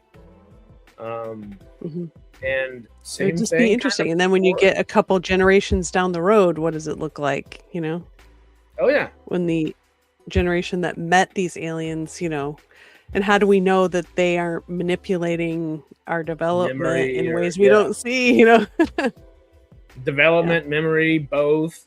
Yeah. Um, Mhm. our planet and how we interact with it. Mhm. We're adaptable bags Yeah. of water and flesh, but Yeah. it takes a couple generations for that Yeah. adaptation to happen. Yep. They Um, manipulate the social media algorithms or yeah, whatever. Could be I, that simple. Yeah. and it's Yeah. it's kind of weird Mhm. saying it, but I think it's just kind of Mhm. part of our species. Mhm. I think if we were to truly unite, if aliens came, would be Right. if they attacked. If they attack, Yeah. that's when we have, all right, Yep. like we see in Independence Day yesterday. All right, U.S. is doing an assault here. France, UK, and Iran get together and do an assault from here. All right, Right. Russia, China, get from over on the other side. We're gonna go over here. Get some South American Right. forces over here. Get some like Nigerian forces to come from this side. Whatever the whatever. Yeah. I think that Mhm. would unite us. Yeah. Yeah, threw me off track with that one. That was a good one. Yeah. That seems more like, that would be like a real Is it easy truly way to benevolence? take over a planet Too without easy. causing any destruction. In fact, they're preserving it probably more than, in a lot of Anyway, ways. I would love to stay and talk more about this because this is really interesting, and I don't want to have to go, but I have to go. So, It's almost like we could find a good excuse to find a way to talk about it next week. So y'all give us topics. So yeah, we can find a way to. or we'll find something ease into sort some of conversation. adjacent to this. Because I like it when we get in these topics where we get really interesting things going. It's fun. Okay. It's a good. So time. it sucks. I go. But I will be back tomorrow with Harris for our beginning of Battlestar Galactica watch through. We're starting with Caprica because I let Harris talk me into the chronological thing, I guess. Right before you go, let's check on the poll to see what's winning. What do you think is the best name for our Patreon exclusive watch party series covering chronological Battlestar Galactica starting tomorrow? Regular time, 10:30 a.m. or 10:45 a.m. depending on when we get going. Probably earlier rather than later because I have a 12:30 thing I have to do. But tomorrow. I like the Galactica sessions because it says what we're doing. Fleet-wide broadcast. I do too. I like the name Fleet-wide broadcast a lot, but Galactica sessions, I do hope wins out, kind of. Galactica sessions. So if y'all have not voted in here, there's 28 votes so far. Go vote in here and pick your poison.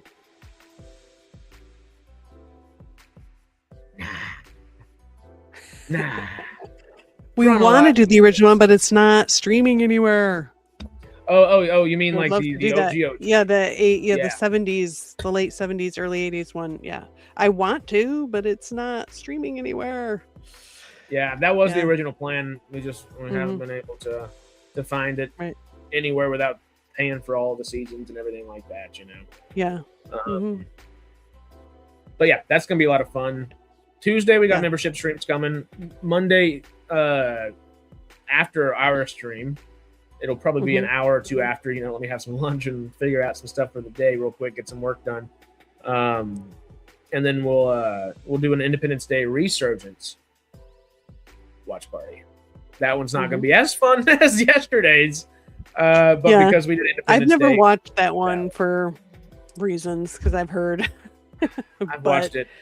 If you're gonna make me watch it, I'll watch it. Yeah, you don't have to, of course. But if you're there in chat, we'll be hanging. Or if you want to actually come watch it and watch party, we have options. Wednesday, Sarah and I will be back with Stargate Outpost, and we'll try to get Matt on with us. Thursday, you can get an update on Save Stargate maybe from him. Yes, we definitely need that. Thursday, Melvin, Monk, Chillin, and Schmook and I are going to try to figure out the right timing for our Creatures and Cryptids. We were hoping to bring it back this Thursday, so that is the plan. But also Thursday at 6 p.m. Pacific Standard Time is going to be our watch party for Season 3, Episode 2 of Silo. And I'm very excited. I am too. Friday we're back for discussing that on the regular Radical Wasteland podcast, and we'll see us again here next Sunday. Maybe we'll talk more aliens. Yeah, I'll probably hang around for just a few more minutes. So okay. All right. I just want to make sure my stuff is all. Wait. I will leave my computer on. No, okay, I'll leave my computer on. I just don't want to worry about that. Anyway, that's behind the scenes stuff, people. Sorry. All right. Anyway, I'll see you tomorrow. Melvin is saying OG Battlestars on YouTube. Apparently, send us. If you can find like a playlist that has every single episode, right? Please holler, and we will do that because that sounds like a good time. Yep. Because that's how we finished off Farscape. The last season and Peacekeeper Wars was all YouTube, and it actually made it more fun in a lot of ways because we can go into the comments afterwards and kind of read those, see what everybody's feeling about it. It was a lot of fun. The rest of is Paramount Plus. Yep. Right. Okay, you guys. See you tomorrow. Yep. Oh, yeah. I'll be here.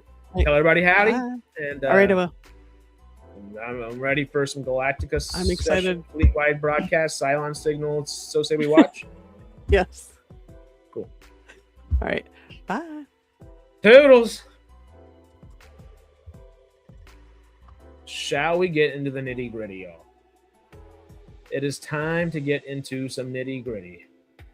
I'm gonna just go through all these chats as fast as I can. The TV show Following Skies is a great depiction of aliens invading and human resistance. Yes, it is. V, We Come in Peace. We've been here for years. Ooh, I didn't realize that was what V... I think y'all told me about that before. Like, that was the concept behind V. Alien Nation, I've never watched, but I've always heard good things. District 9's amazing, and I think I watched it 30 times last year while trying to get a little South African accent going, and it didn't work very well, but I loved the movie. And this is a good thing to, I think, dissect in a whole stream as well. Who's to say aliens' morality is remotely the same as ours, you know? I mean, would you say the engineers from Alien would have similar morality to us, or think us lesser? Or would they be kind of in a good moral stance? Because, you know, that's in the alien world, that's what Jesus was based off of. Not to bring it back full circle in the religious aspect of things too, but it's just a good kind of, well... Oh, you found season 1 so far? There is only 1 season, right? Or was it 2? No, they wanted us dead. To continue here, wouldn't we have found a way to communicate with them in the first place? We would have tried. There's Peter again with the Death of the Aliens. And the opposite, people on the rooftop of that hotel on Independence Day. The tree body problem. Nailed it instead of the 3 body. The 3 body problem is actually a great depiction of this as well. That's a great example I didn't think of till you said it right there. What would that peace be like? Whose concept of peace? Hey, and that's another great thing for that alien engineers kind of thought process right there is they seem like a moral... They seem like they have a certain set of morals. They're also literally walking around creating life. It could be that could be a little iffy in a lot of ways. Yeah. Any alien that could reach Earth would outclass us technologically in the same way we outclass cats. Yeah, maybe. I would think so. I mean, naturally, that's where we would lean, but it could be something like a Challenger just sent across a long time, and maybe the species that's coming around isn't as... Their longevity is a lot longer. They can live a lot longer. They don't need oxygen to live. Maybe they can still live with it, and they come to our planet and can do a little bit of both.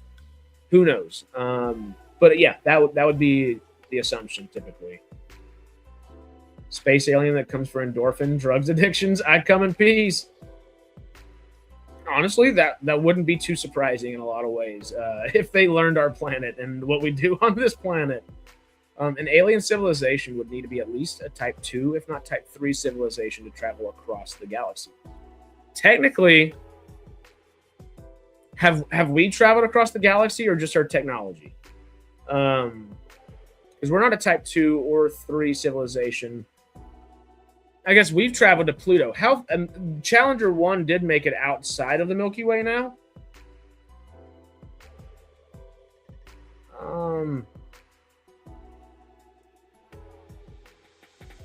Challenger 1 outside of the Milky Way. I'm glad y'all can't see me type because I didn't spell half of that right. Oh,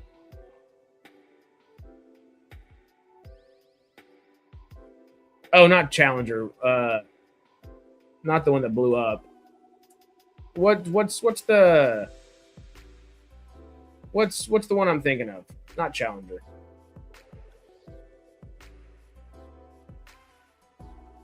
Season 2 is Galactica 1980. Okay.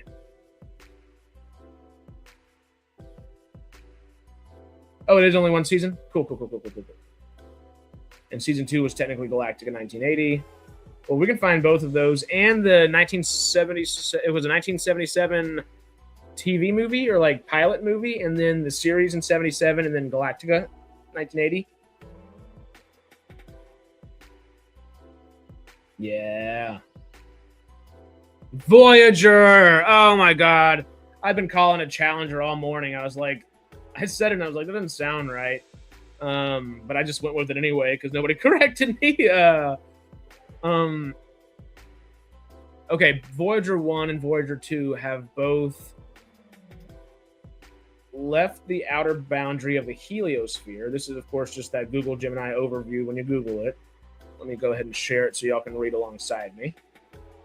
There we go. Thank you. No, the Voyager probes have not left the Milky Way. While both Voyager 1 and 2 have passed beyond the outer boundary of the heliosphere, the protective bubble of particles and magnetic field generated by our sun, they remain trapped within the Milky Way's gravitational pull and will orbit the center of the galaxy for billions of years. Oh, wow. I don't know why I thought I'd read that the Voyager 1 had just broken our galaxy, Milky Way. I guess that was just the heliosphere. I don't know. The first man-made objects, interstellar space. Hi. Yeah, so we're definitely not out of our galaxy then yet.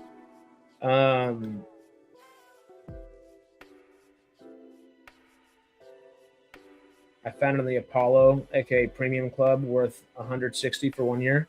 What is that? What is that? Ooh.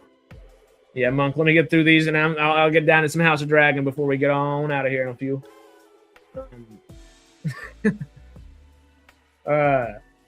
Don't even ask, just land and build a base and they finally learn how to communicate. Oh, I saw this lead. I wanted to comment on it with Sarah for a bit. This might be one to kind of dive deeper into as well, because this is us on Pandora, specifically the second go round, but also the first go round when we visit Pandora for the first time in Avatar. This is what we've essentially done, and I think that's honestly a for all the flack it gets, it's a very organic way of what actually would happen if that scenario were to play out. You know, this, lack of a better term, hippie blue monkey civilization that is hyper intelligent but also like totally like mushroom hippie kind of like plug into the world at the same time. Yeah, we drop down. We're trying to be friendly at first, you know, establish communication. We have these avatars that'll turn into these guys as well. Get some semblance of community, you know, let's learn from them. They'll learn from us. We see where that ends out, you know, and sometimes, and a big thing this whole stream has been based about is, are they benevolent or are they malevolent coming in? And that benevolency can change over time. And maybe even the malevolency can be learned to, hey, well, maybe they're not so bad. Maybe we shouldn't have just, maybe they're not ants. Maybe they're not cats and dogs. Maybe they're not monkeys. Maybe they're not apes. Maybe they're much more capable and intellectual than we ever thought they would be. And, you know, that's what we would hope for if a malevolent species came and attacked us. But who's to say that malevolency and benevolency doesn't yin-yang on itself at a certain point, you know? Great thought. You messaged about it in Discord before? Oh, that's what that was. Oh, I was really confused. I was like, why is this so expensive? What is this? Yeah, actually, yeah. It's funny how history repeats itself, as they say. But okay, that's what the Discord stuff was. Okay, I was kind of confused when you sent that. That makes a lot more sense now. I now understand. Okay, because I was like, what? That was also confusing to me. I was like, I this is expensive, but there's also like some information. Okay, I'll check it out.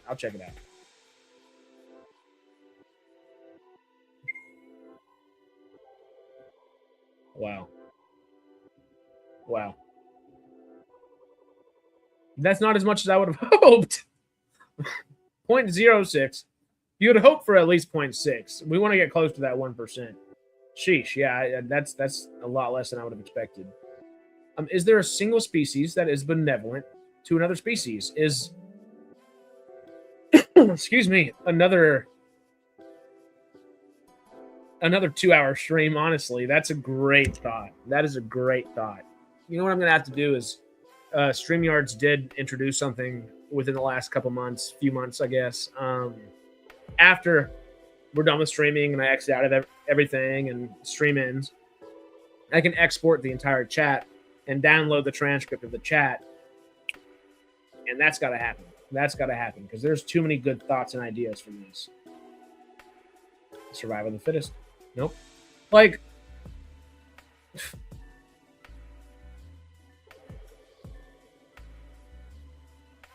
right, wrong, or indifferent. I'll have to start with that. Survival of the fittest is also supply and demand from like a truly nature perspective. I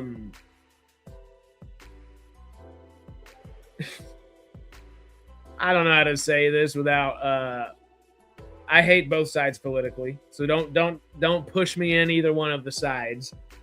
This would piss Greg off, which would be a lot of fun to talk about on like a debate or something at some point. But realistically, I know it's a buzzword or whatever, but nature is inherently capitalistic. Like, nature is capitalism in a lot of ways. Like, supply and demand is the inherent basis of what nature is. So,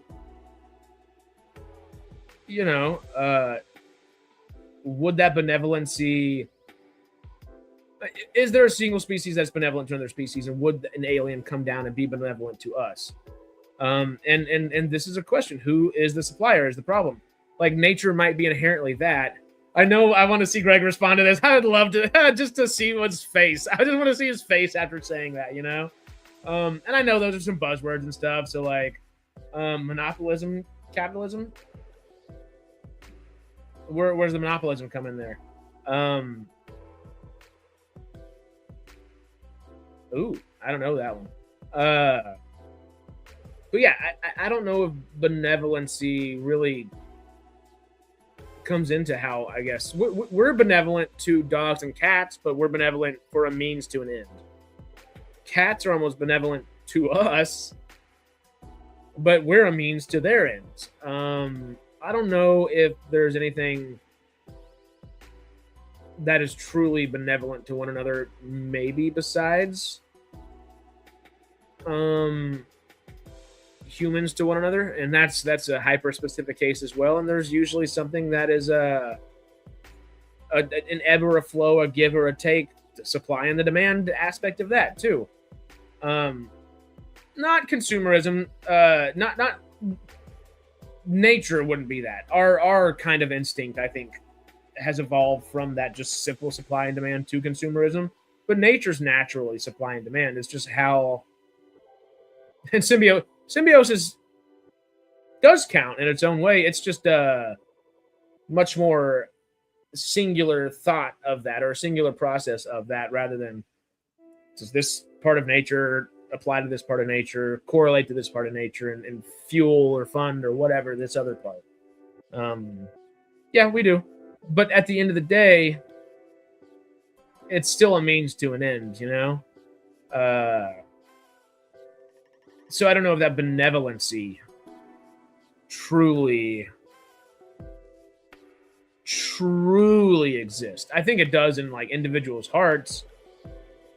But if we take a step back and look from that wider picture, does it? You know, like, yeah, actually, though. Yeah. The cat gods everywhere. The Egyptians were right. The cats are our rulers. My cat talks. He's strange. Hey, mine walks around the house screaming, too. It's interesting. You realize that any hostile aliens would take out the largest and strongest nations first, right? U.S., Russia, China, all gone first. And we kind of mentioned that while watching the Independence Day film yesterday was, well, why the hell are they targeting the U.S. first? Oh, yeah, we spend $600 billion on frickin' defense every year. If anybody's been scouting the planet, you attack them first. Like, we are very much the people to go at first. And right after us is China and Russia in a heartbeat. After that's probably India and the UK. maybe I don't know. I was about to say Brazil, but I was like, I don't know if they're army size by any means. They're a big, giant freaking country, but I don't know about their army size. After that, like Mexico and Canada, there would be a process of invasion, and it'd be terrifyingly interesting to watch. A lot of cat people here. Elephants no, they're not. Elephants are benevolent to each other and can be benevolent to other species. They also naturally destroy a lot of other species' habitats. They take out where their food sources. They're really big about tearing up other species' food sources. Elephants are one of my favorite creatures on the planet. But like most things, they tend to be a little bit more nuanced than we're willing to usually give. A lot of the times we're like, Dumbo, Disney, anthropomorphize our animals. And elephants mourn their dead. They're helpful to other species at times. And you upset them, they'll charge you down, run through a car. Obviously, that's a specific situation. They'll just stomp on a hippo sometimes. They'll just stomp on another animal sometimes. Sometimes they'll just swing and hurt another animal. They're benevolent for sure, comparatively to other animals. But yeah, Oh, well, that's interesting. Have you trained them? That's really cool. I really love the idea. I've always thought it'd be so helpful. But there are people who have trained cats and dogs to go to the bathroom and a toilet and flush them. And that just blows my mind in the first place. But how do you do that? Okay, cool. Do elephants even like peanuts? It's a great one. They don't forget. Benevolent is great. That's great. That was good. Cats and toddlers are basically the same. They're not. Dogs and toddlers are even. A smart toddler's a semi-smart dog, I would think, in a lot of ways too. Elephants, one of only about 7 species that recognize themselves in the mirror. Yeah. What are the other 6 or other 5? Obviously, elephants, humanity. Would a gorilla? I don't think gorillas do, but I would expect an orangutan to. I would expect maybe a great 8 or 2 or 3. How many are left? What are the other 5? Because that's actually really intriguing. A crow and a dolphin. Okay, those make sense. Dolphins and crows, which if a dolphin can, so would an orca, right? I don't know if a whale would or not. Blue whale, sperm whale, those are supposed to be the smartest ones, right? Or the most longevity to them. I like the thought process. I told you I'm gonna have to export this entire chat, y'all. We are an infectious disease that's destroying the planet. That's what they'd see. There'd be that as well, and they might not think we're being benevolent to our own planet, and that we need to be taken over so the planet could be saved. And at that point, who's right? It's a complicated thing, and that'd be a great movie. Somebody needed to make it if they haven't. Agent Smith made that argument in The Matrix. Yep, that's true. Right turn, Clyde. Wasn't there like a bad orangutan that did a bunch of stuff, but also there's a bunch that like drive around zoos and stuff. I love those videos. Yeah. That's a good point. If they have more advanced tech, what's to say that people won't view it as magic? I don't think we'd view it as magic now because we understand that advanced tech could seem like magic to us. But you bring that thing down to the Amazon jungle or the middle of the rainforest in Cameroon and the Congo or the middle of like Indonesia or Micronesia, anything like that, where like civilization just doesn't exist in the same way it does in a lot of the Western and Eastern world. Well, they might think it's some magic, realistically. And And I wouldn't blame him for half a second. Ooh. Yeah, my cats are not that well trained. I wish they were. They're not well trained. They know when I'm calling them for food, and whoa. Oh, I'm gonna have to Google that. That looks fun.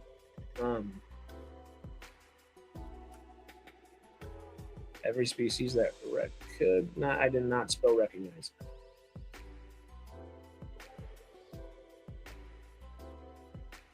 In a mirror. Cool. All right. Well, I've got some reading to do after this. Yeah. That's where I'm at as well with that thought quest. 100 years ago, we would have been like, oh my God, they were right. Our ancestors were right. Now we would say, how'd you do that? Show us that trick, you know? That's actually fun. That's really cool. Take Stargate example. Take Stargate Atlantis, for example. You had to have those who fought the Wraith and Faith worshippers. Wraith worshippers. Yeah. That's a great example as well. That goes into, I think, the lack of unification at the end of the day of humanity. Did I ever finish that thought with the malevolence? Because I really think the only way we're gonna unite, if aliens attacked or were disclosed or anything, is if they actually attack. I think that's how you get the entire globe to unite. But after you thwart the aliens away, or kill them all off, or convince them that, hey, stay here in a benevolent manner, let's learn to be friends rather than foes, that's when I feel like it airs out that now we don't have to be unified, so we won't be. It's kind of, I think, what would happen naturally, because perfect actual thing right here is we strive for the survival of the tribe. We are a tribal species. Once that full tribe is in our species and its individual sub pockets of our species, that's when that tribalism comes right back, typically, at least. Some nations might sell out others to keep their nation safe. Definitely. We kind of touched on that a little bit too. If they were to come here, it will be either by accident or they want Earth's resources. We have nothing to offer except as workers. Well, that's whenever we are exploring outside of our own solar system, both for curiosity and probably for resources. I mean, realistically, we want to mine some rocks in space. It's not too far off from happening.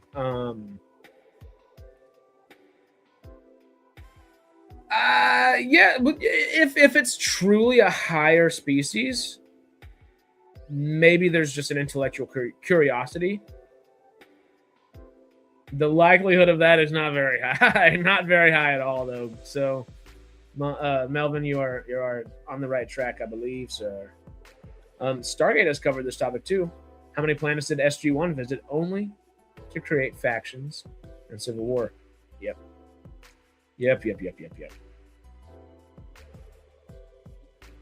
Yep, by ancient humans. Evolution of human 100 years ago was laughed at. Yep, that's true. That's true, and that's just a good perspective to put ourselves back into every now and then. Oh my God, I'll tell y'all a little story. You know what I forgot? There's my light bulb right there. I did watch a movie this week outside of Independence Day. It was not in movie theaters. Yesterday, on Independence Day, had some friends come over, and we were trying to figure out what our evening plans were for 4th of July and such, of course. And we put on The Patriot. I was like, hey, it's the day to watch this movie if there's any day. I like some Mel Gibson. Might be a little bit crazy, but he makes a damn good movie. Let's watch it. I cackled to myself after starting the day with Independence Day yesterday, when The Patriot, opening, beautiful, brutal, all the above. And then, you know what pops up that I had completely and utterly forgot about is a film by Roland Emmerich and produced by Dean Devlin. I was like, what? I vaguely remember knowing that information, but at the same time, I'd already watched a Dean Devlin and Roland Emmerich film earlier in the day. I was like, well, shit. And as much as I love Stargate, I would say Independence Day and The Patriot are probably,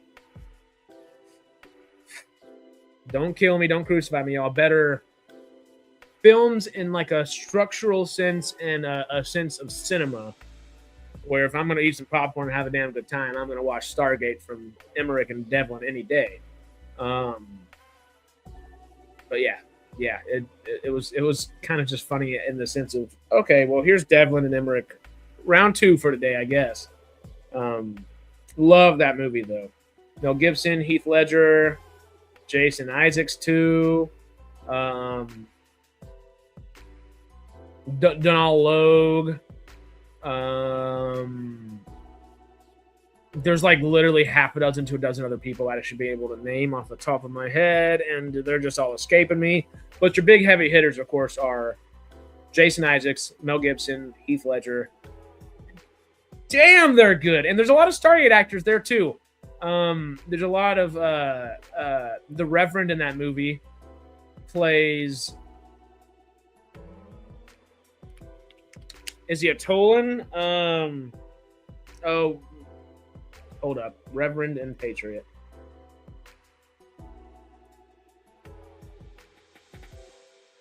Played by Rene Auberjonois. Auberjonois, I think is how you say that. Let me just paste his name into the old Google real quick. Well, he's in Deep Space Nine.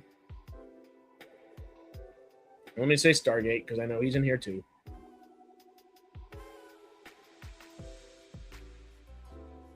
Okay, let me share. We're at the point to share. He's Odo from DS9. Yeah, Odo, Any Emmerich movie has very similar beats, paint by numbers. Well, there is that. But I think Independence Day and honestly, the 3 movies of his that stand out the most on his entire filmography are Stargate, Independence Day, and Patriot. And The Patriot and Independence Day, where they do have a lot of similar beats, I feel like are more unique than most.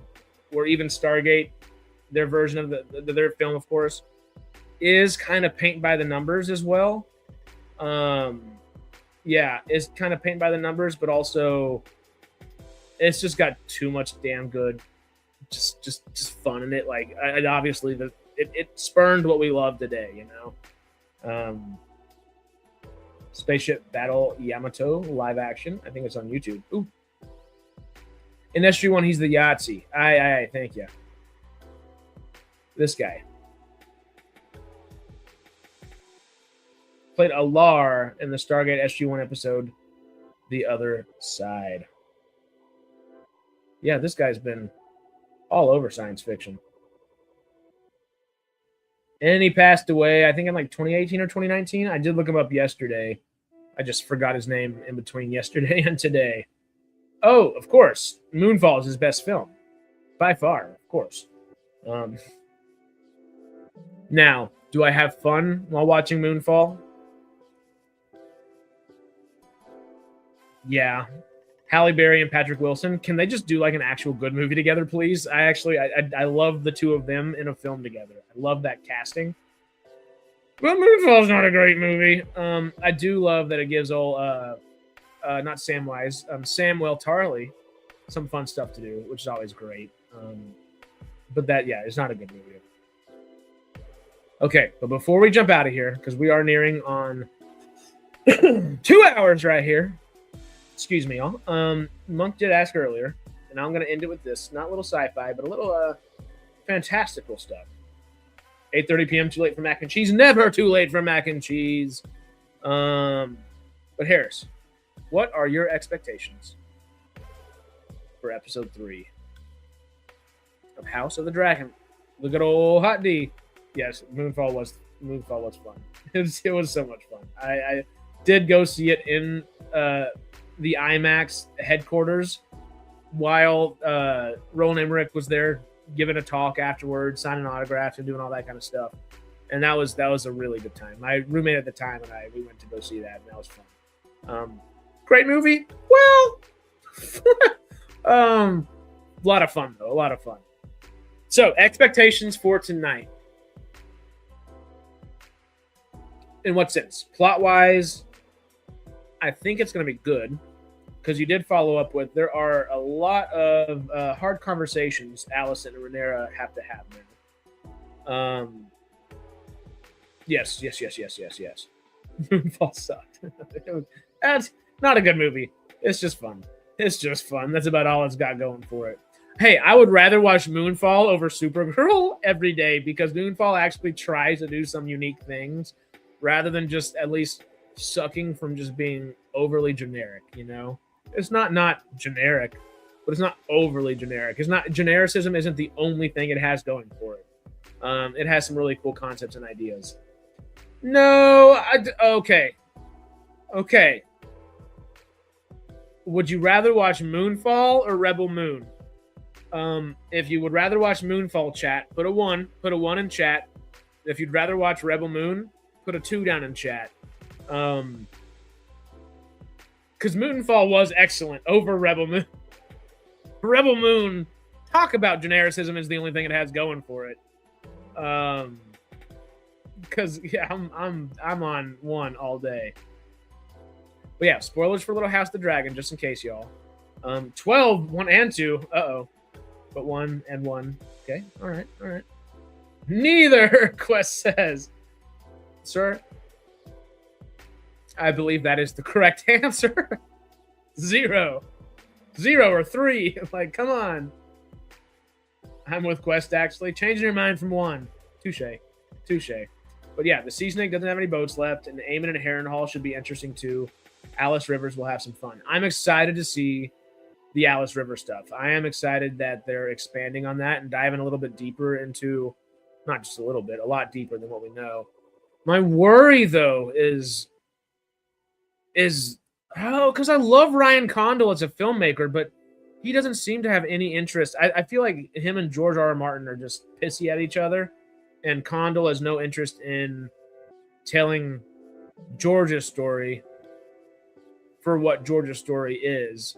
He just wants to tell what he finds the interesting tidbits of it and make it make sense for that, you know? Like, I really hate that. Oh, God. Not Bela. What's Bela's younger sister's name?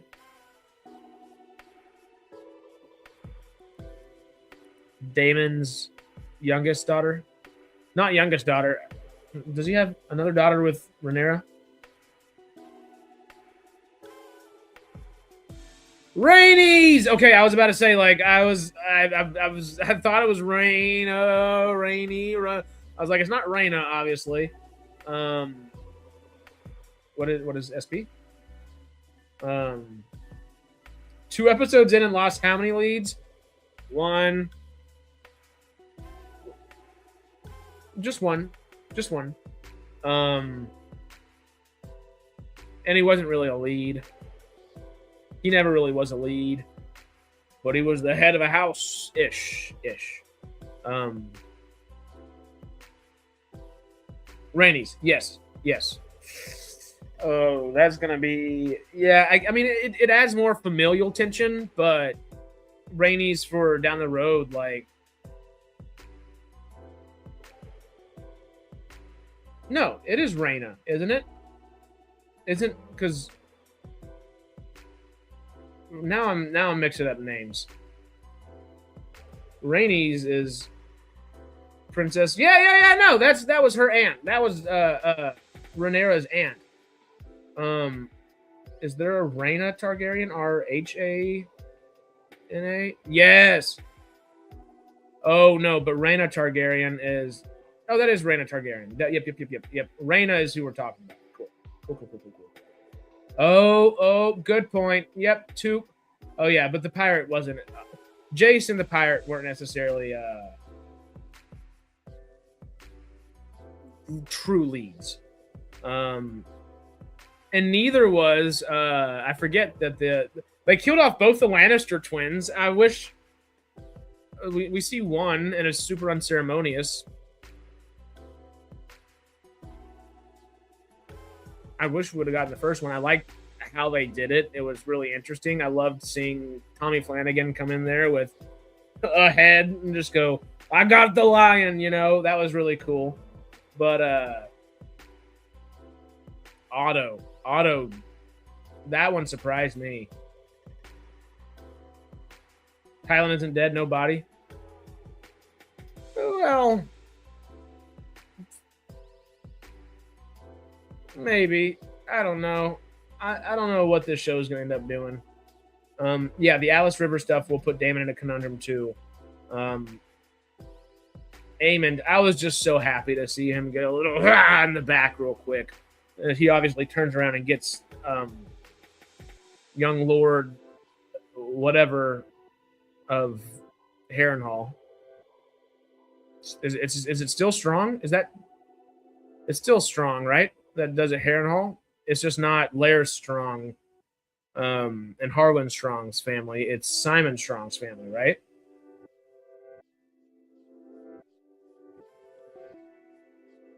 What does the SP mean? SP question mark.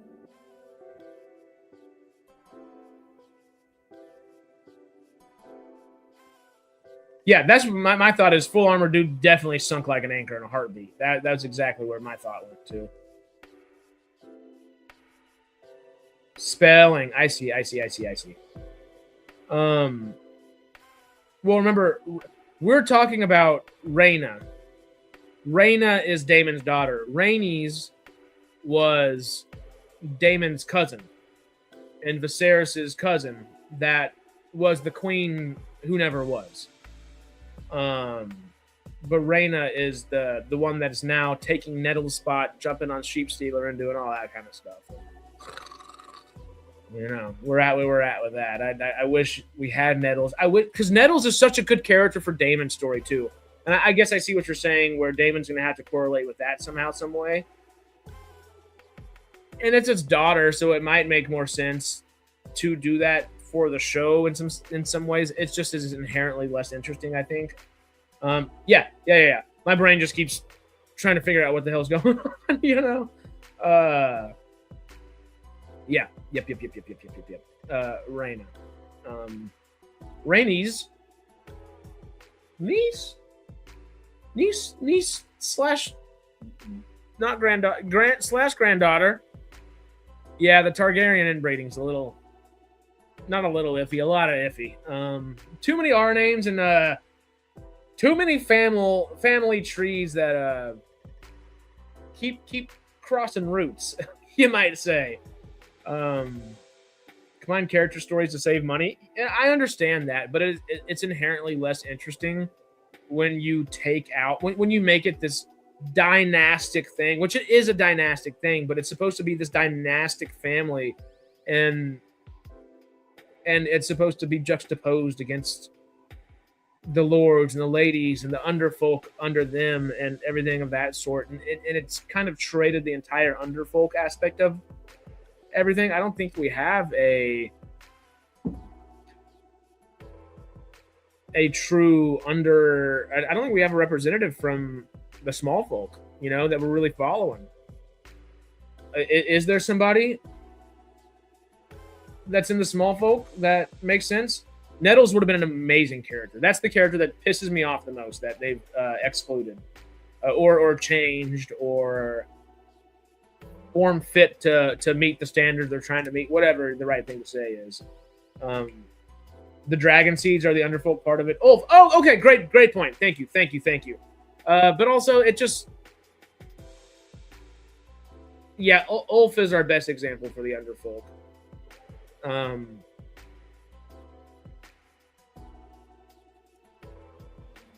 She's not really responsible for his death, though. Not even Sheepstealer, really. Well, I mean, she led to it. She was just trying to help, though. Yeah. I'm interested to see what the new queen on the throne says to her former best mate. Maybe something like, mind your step. The sea snake's children. Oh, and they're also lowborn underfolk as well. Thank you. I was like, where do they come in place? Duh. But now they're no longer underfolk because Corliss said, I'm gonna. The only thing I can give you now is my name, and seems like that may happen. I hope it happens in this episode. Do y'all think? Because he said that to Adam when Alan was the one that really found them. Adam or Alan of Hull? Who do you think is Corliss's new favorite son? Does he have a favorite? Maybe this is the opportunity where he doesn't have a favorite, you know? He's actually like, I just learned to love both of you, so now I actually can love both of you equally, which is kind of funny. There's a reason that Jason and Damon don't like him.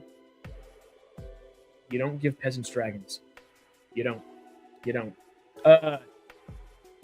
What's the other guy's name? There's Ulf, Alan, and what's the big strong man? That's kind of like the leader of the lowborn Targaryens. Yeah, because giving nukes to random people can't possibly backfire. Hugh Hammer, thank you. And Ulf will be very interesting. Ulf is already wanting to be a lord. Yeah. But also, like, hey, you just grab me out of nowhere, tell me I am literally part of the ruling family, and I've just been neglected my whole life, and now you're going to give me a dragon? And the dragon chose me and killed off a lot of people that also might have been related, but chose me. If I were him, I'd want to be a lord. Might be a little stupid, because he was like, we're going to be a knight and get a castle. It's like, no, buddy, you're going to end up like just a knight of the Seven Kingdoms, but on a dragon's back if you're not careful with that one. He'd want to be a lord. And it would make sense. If anything, Hugh Hammer should be the one given a lordship, and Alan as well, but Ulf is I like the character. I love the actor too. The actual dynamics of Ulf in the story, though, just naturally just makes you roll your eyes. You're like, dude, I get it, but there's a lot more going on, and you got to be privy to that. You are privy to that, but you're not thinking about it, you know? And you'd wish the character was a little bit better about that. Someone needs to file down the edges of the blade in the throne. We know what happened to her father.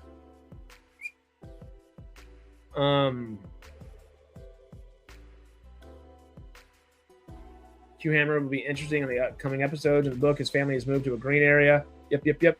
I don't know if the show does this, though. We'll see.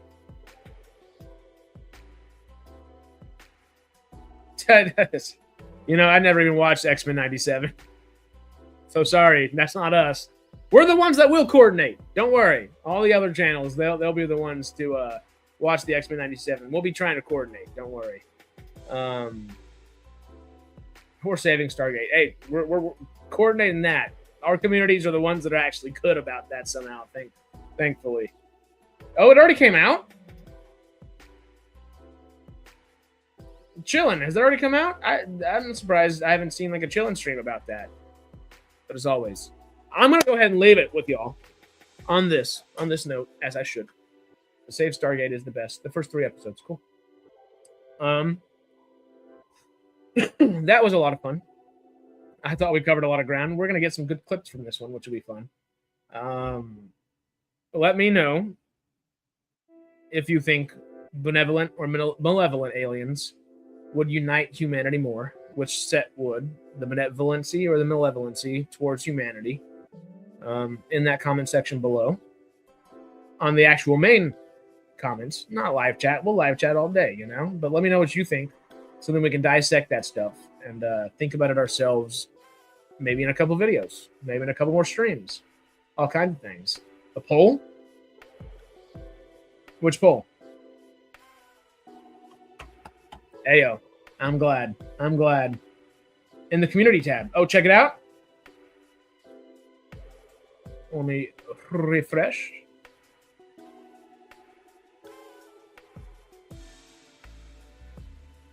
Still the same amount of votes. If y'all have not, go do us a favor and go vote in our community tab. Oh, benevolent versus malevolent. I see what you're saying. But also, yeah, if y'all haven't done this one yet, go check this one out. Let us know what you think our Patreon exclusive watch party for Battlestar Galactica chronologically all the way through should be. That's in our community tab. And while I'm talking about that community tab, y'all do me a favor. Y'all do us a favor.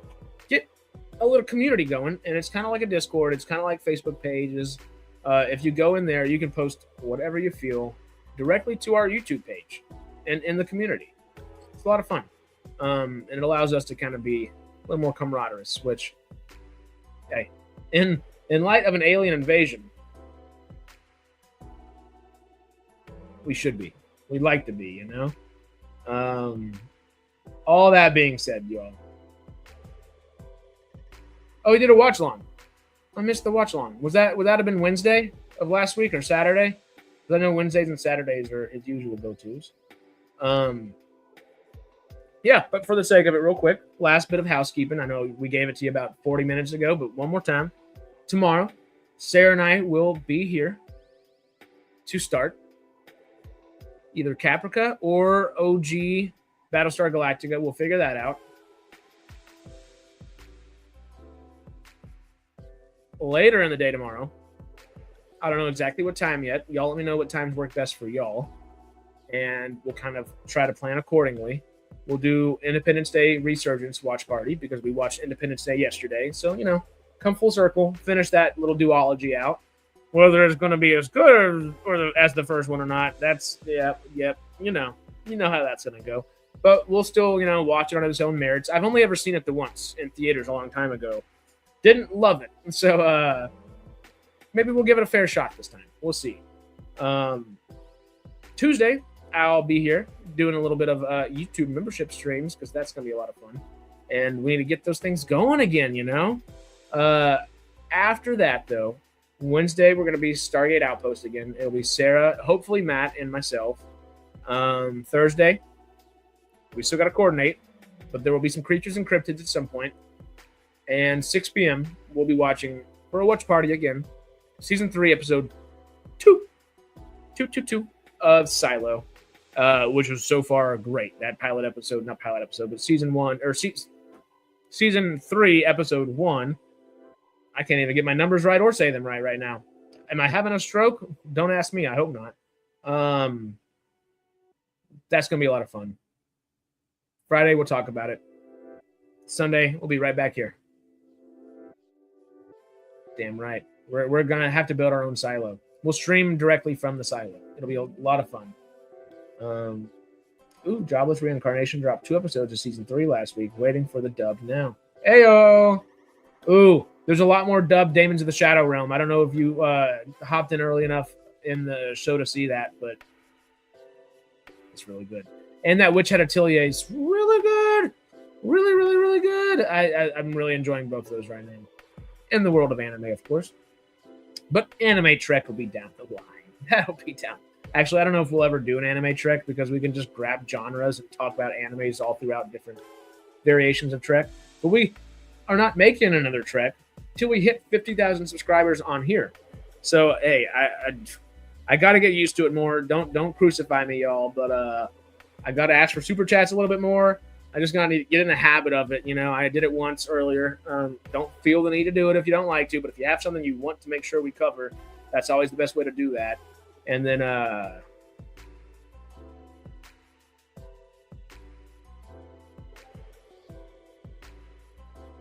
what was the other thing that I just was about to say?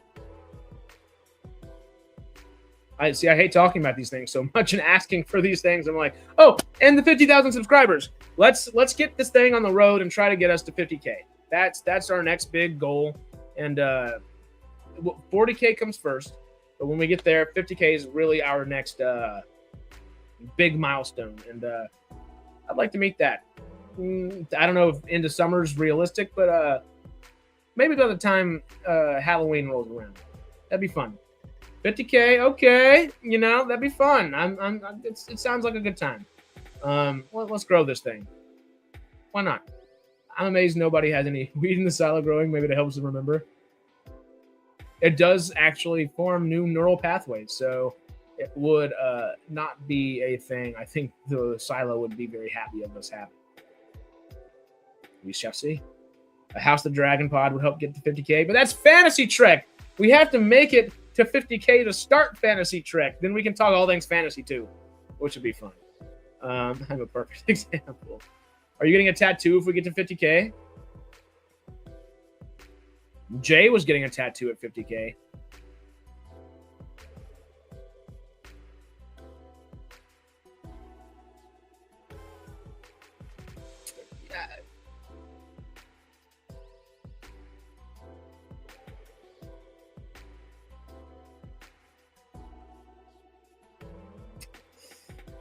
I almost want to say Jay gets a tattoo at 50K. I'll get one at 75K. Because I might own and operate the channel now. But Jay's our OG SciTrekker. So 50K is when he's going to get that tattoo. We'll say me is 75K. Caveman talk. I've been watching a lot of Ghost. Oops. I'll get one at 75K. Jay said he's going to get one at 50. We'll see if we can convince Chaz at 100,000. Maybe. We'll see if Matt will do 125. Maybe Sarah 150. If we ever get to these things, we'll do incremental, you know?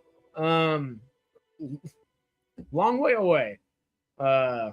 Maybe not so long if we do it really well, but patience is a virtue, and one step at a time, you know?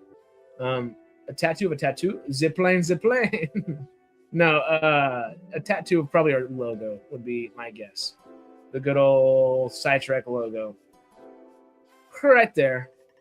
It'd probably look more so like this one in the corner, but like silvery. But yeah. We will go ahead and call this a day then. I think that's everything. It's been a really fun topic. It's been a really fun one. 100K, all three get a small one. By 1 million, you guys are going to look like bikers. Hey! Honestly, because if we start doing this with like Fantasy Trek and all the others too, over time, it could get scary. If they were all successful and everybody's having a good time, community grows and stuff like that. Yeah, we could end up looking like bikers. But then my Fallout biker jacket would fit even more, right? I bet Monk gets a Bigfoot tattoo. Ayo. David, when are you going to get your SciTrek tattoo? You're part of the family. He said bye right after that. Oh, he heard me ask the question too fast. It's the next on my thing tattoo. Oh, there we go. Sci-fi biker gang. Some soccer hooligans. Hey, a little sci-fi biker gang will be better than the one in Book of Boba Fett. Don't worry. We're going to outdo the Vespas in space. One way or another. Once again, y'all, thank y'all so much. This has been Sci-Fi Sundays. It has been a lot of fun. We've had a lot of fun, a lot to talk about, a lot of good little food for thought to dive into as well. I appreciate the hell out of y'all. Sarah and I really appreciate y'all. Everybody on the team appreciates y'all. Thank y'all for hanging and spending your time with us on this Sunday morning. We will see you tomorrow, if you're a Patreon member, of course, for a Battlestar Galactica watch party, which is looking like it's either the Galactica Sessions or Fleet-wide broadcast. We shall see. And then we will be back again for Independence Day Resurgence watch party. It's going to be one. It's going to be fun. Oh, it's a Stargate around my... Oh, I didn't finish reading that sentence before I put it on the screen. Safe Stargate, y'all. Oh, and of course, I'm so bad about it. Like, subscribe, do all that good stuff. Yada, yada, yada, yada, yada. Y'all know the deal. Again, thank y'all. Appreciate the hell of y'all. Stay cosmic, SciTrekkers. And we will see you in the next video. Adios.